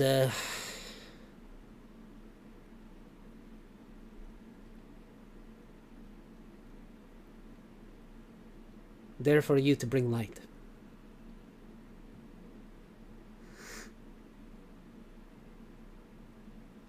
Your father had a fire too, but he used it only to destroy.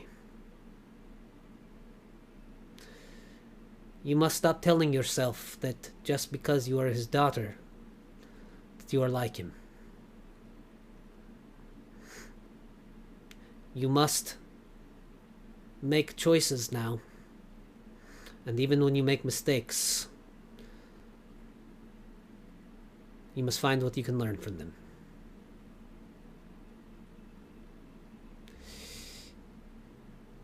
I know it is a big thing, but all of these people are counting on you now.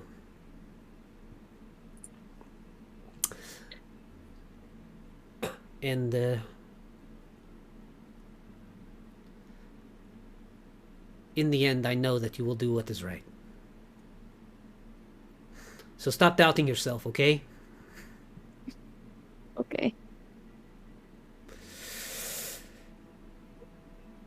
Do you have, how much time do you have? I don't know.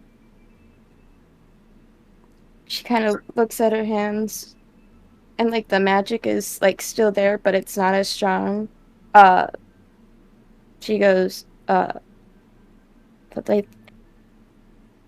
it's almost like I need to find a way to harness it. Like it's almost too much for me to control.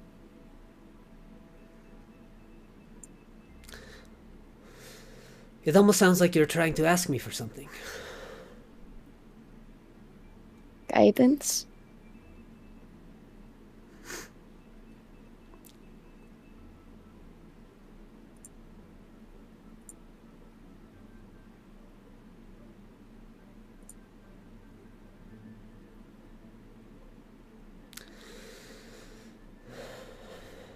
I have been doing my best to guide you all of your life.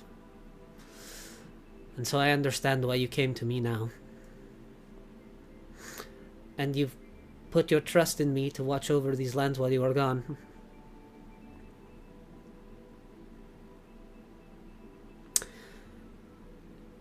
It may not be inspiring, but it is time for you to take the reins.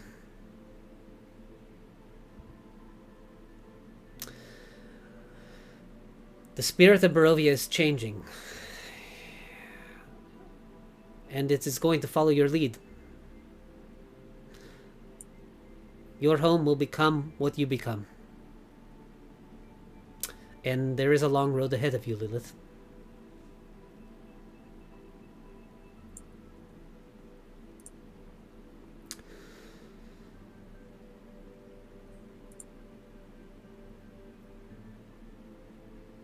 If you find yourself straying off the road too far, all you must remember is that you are the light.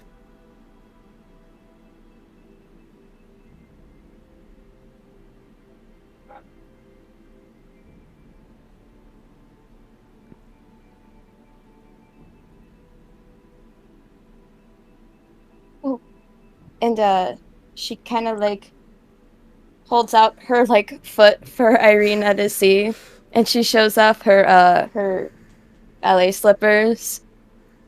Did you see what I found? The Martakovs. Before pushed them for me a little bit. I wouldn't say that it's the footwear I would choose while saving the multiverse, but they are beautiful.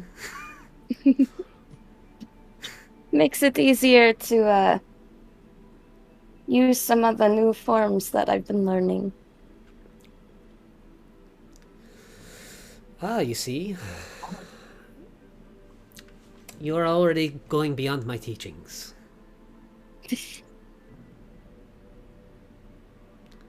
Maybe. You are learning how to fight in your own way. And that is the fire that I was talking about. Well, I try the best I can. She says,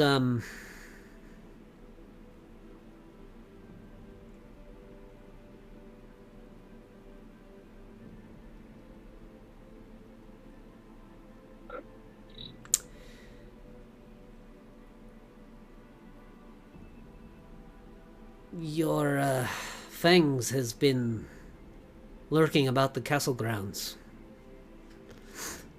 I don't know if it's your lingering scent or something else. I don't know what happened there in the castle, but I know that Fangs is different now. But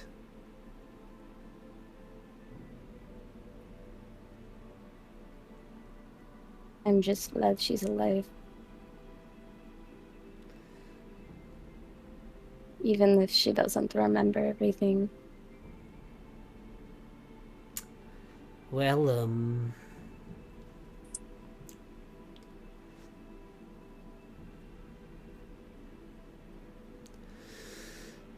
I don't know much about your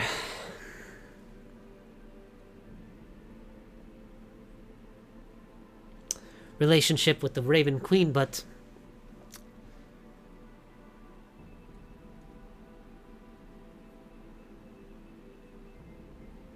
it seems that you have some special relationship with memories now. Maybe you can show your old friend, remind your old friend of who she is. I never thought about that. That might just work. Thank you, Irina.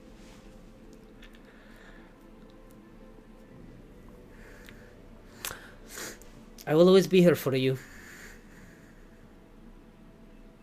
And she like gestures towards the town, and she says, we all will. And we all believe in you. She just kind of smiles and nods, and she walks toward where she heard Fang's howling. And she does like a little like skip in her step, and her magic starts to like begins to like be subdued a little bit. You leave Ravenloft and head back out. As you walk through the town, you know, people stop and thank you and hug you, and as you make your way out to the edge of the road along the forest, you can see, like, now night is kind of fully fallen, and you hear the that one loud, long howl followed by the rest off in the forest. She follows it, and then she grabs an empty memory marble and kind of infuses it with her memories of Fangs, and then follows the howl. As you make your way out into the woods,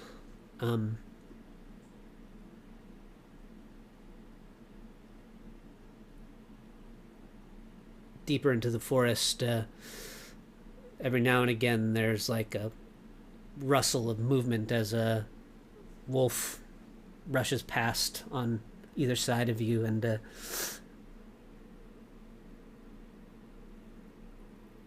after a little bit you come to a small clearing, and there's like a big full moon that's just sort of illuminating the area, and you know, it makes like the edges of the forest darker and harder to see, but then you see the head of a big shaggy gray wolf kind of peek out of the shadows, and it sniffs the air, and its hair kind of stands up on end, and as it sort of pads its way fully out of the shadows, and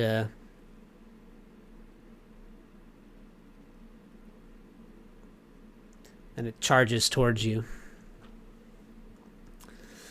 And Like it's gonna attack me? you're not sure.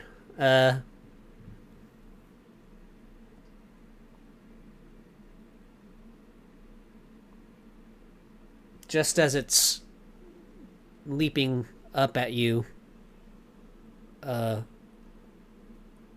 like a tearing sound, and this red glimmer appears, and a hand comes out of this red portal and grabs the scruff of Fangs' neck, and Cass steps out and says, "Oh, now take it easy there, girl." And he like holds Fangs up, like kind of up beside his head, and he gently like lowers Fangs to the ground and says, there, calm down." Lilith immediately reaches for her glaive and goes into a rage. Yeah, do you just attack him? Yeah. All right. Throw your token down and roll some initiative.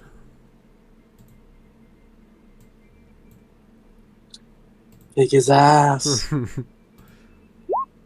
Don't try. I gotta change. Fuck him up. Gotta change this token back. Oh, god damn it.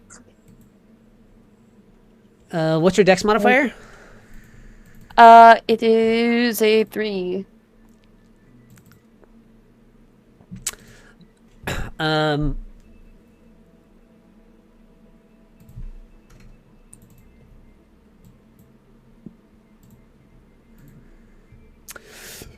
Cast like has his hand on Fangs' back, and Fangs is sort of like snarling, but Cass's grip is kind of holding her there, and he says, "Oh, easy now. I don't wish to fight." Oh yeah, she still attacks him. All right. Yeah, go ahead and make your attacks.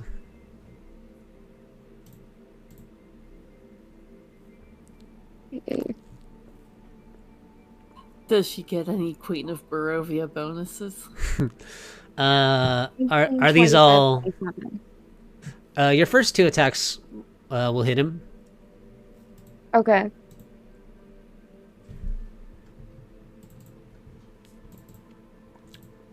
And then she's gonna do a booming blade on one.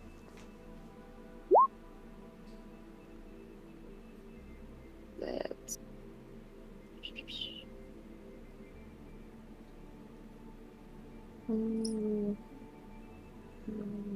Nine. 36. 53, I think. Maybe I counted wrong.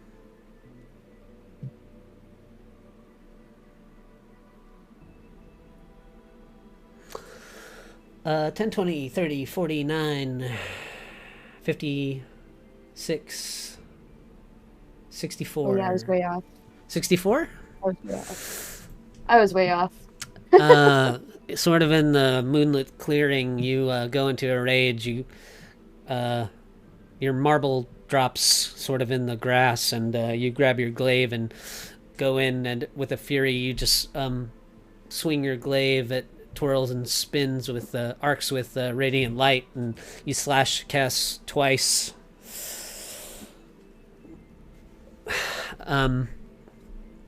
He doesn't go for his sword. He, after your flurry of attacks, he sort of spins around you and pushes your back, and you go kind of stumbling a few steps forward. And when you flip around, you see he's holding the marble between his fingers. And he says, "Now, calm down.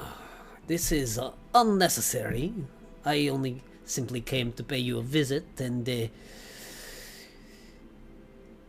congratulate you for your recent victory over some of the most powerful dreadlords that the lands of Ravenloft have ever seen. And a friend of mine told me that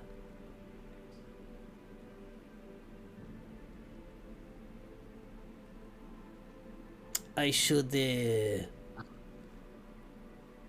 stop being a pervert or something. I don't know. I don't know what it meant."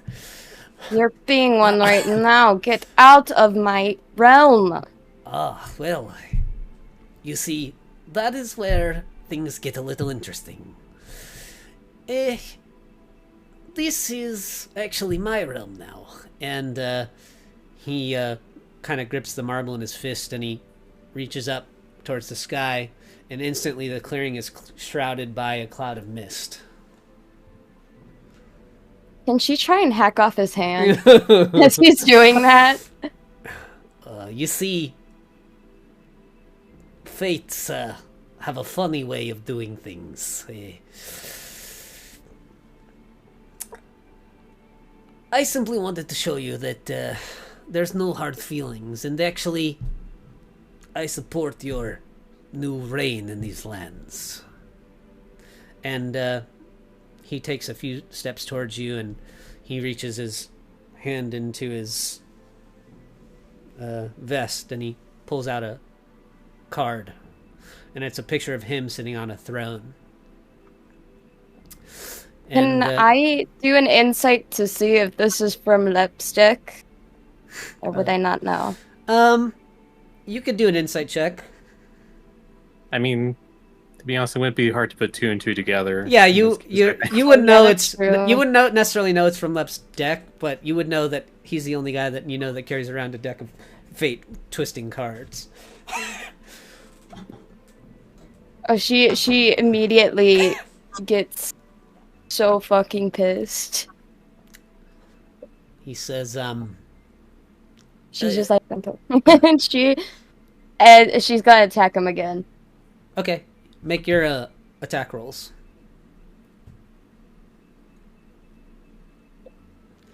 23 and 20, Okay. or actually 28 will hit. Not 23.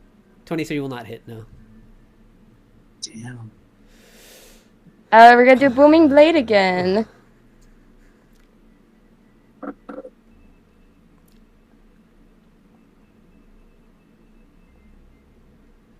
There we go. Okay. Oh god. I cannot math. 40. 41. I think. You jab your glaive into Cass again. The tip of it kind of like sticks into his abdomen, a good 3 or 4 inches, and he kind of looks down at it and he says, I must say, this is the kind of fire that I've been looking for in a woman all my years, but that's neither here nor there. He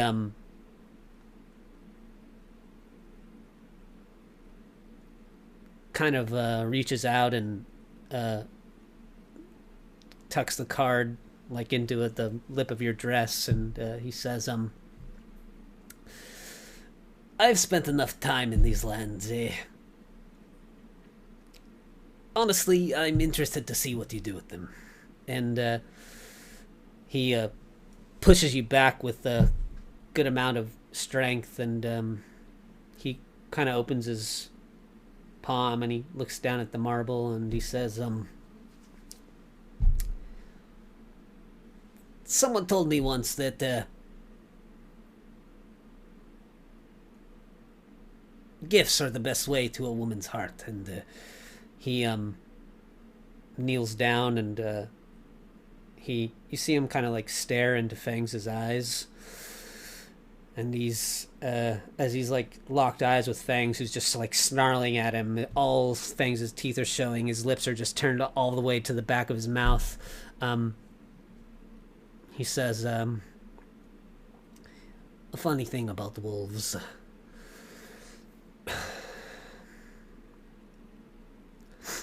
they never forget a scent.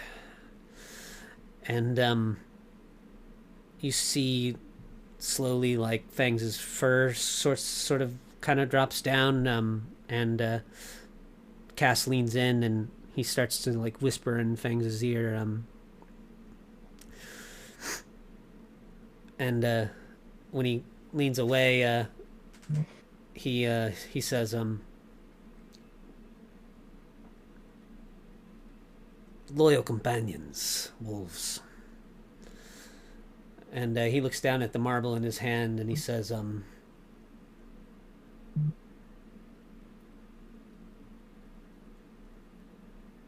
don't lose that fire, Queen of Barovia. And he grips the marble and rips a red portal open and disappears through it. She like throws her glaive on the ground. She's so pissed off that he got away again. In your sort of anger, you feel a wet tongue lick the back of your hand, and you turn and you see, like almost instantly, all of that anger sort of falls off of you as you see like that old twinkle back in Fang's eyes. And Fang leaps up and her big paws push you to the ground and she just licks your face. Yeah, she's definitely sobbing right now. She's so happy. And that is where we end the session this week. What the fuckery? The fucker. Yeah. Motherfucker. Just got rid of 4 different vampire lords. Now we got another one. And never ends. Casa Betrayer has a new special treasure, one of Lilith's memories. Over so fucking easily. So is Cass the ruler? Did he like give that back to Lilith? Yeah, with the card? he gave it to her. Okay, great. So Lilith is still the owner, and she has fangs. Okay. Lep didn't fuck up too bad. Okay. He's trying to get on her good side. Yeah, he's taking. He's not going to. He's not going to. Though. That's the thing. That doesn't mean he's not going to do what he wants to do, you know? Hey, you are still the ruler of Barovia. You have fangs back. You have Lep, thanks for that. In the own fucked up way, it worked. It was still her memory marble. Well, that's a and it was Irina's idea. Well, hey, you know what? I don't trust what he's gonna use that marble. No. Me neither. When the DM says me neither, that's when you should be concerned. Yes. Well, that went better than I thought when I got home from work tonight, but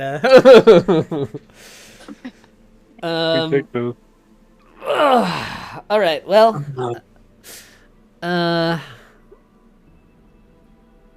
next week I think we can start on the other mod I linked you guys to. If you click it, I'll be able to like assign your character sheets so you guys can see them. And how are you guys going to travel to Icewind Dale? The ship.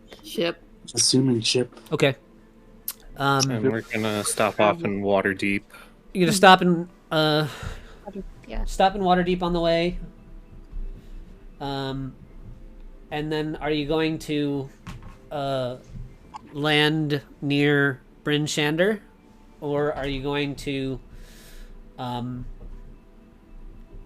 go just like out to the tundra? That's up to you guys. I'm down for whatever. Weren't we supposed to meet Heart?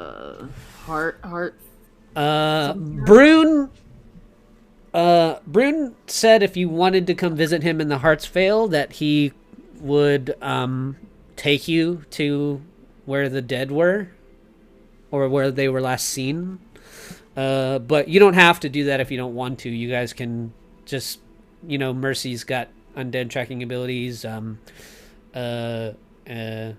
So it just depends on if you guys want to actually like stop in the 10 towns first and see if you can learn anything there, or if you just want to like go out on your own, or Brune. I just want to know for prep, I guess. Yeah. Oh, well, Multiverse said he'd deliver that message, so... Bryn Shander? Yeah, I think Okay, so. cool. Take a quick pit stop there. That will allow me to maybe introduce some NPCs or something. Waterdeep, then Bryn Shander. Okay, that sounds good to me. Alright. Thank you all for playing. Have a Merry Christmas. I will see you the day after. Happy holidays. Happy holidays. And see everyone in Holidays. RP. Yeah, Right. happy holidays. I Catch know you later, two guys. people said they were gonna beat me in RP. It's not a competition. It probably is. Probably. Possibly. All right, take it easy, guys. Take care of yourselves, and I'll see you next week. Have See a ya. good night, all.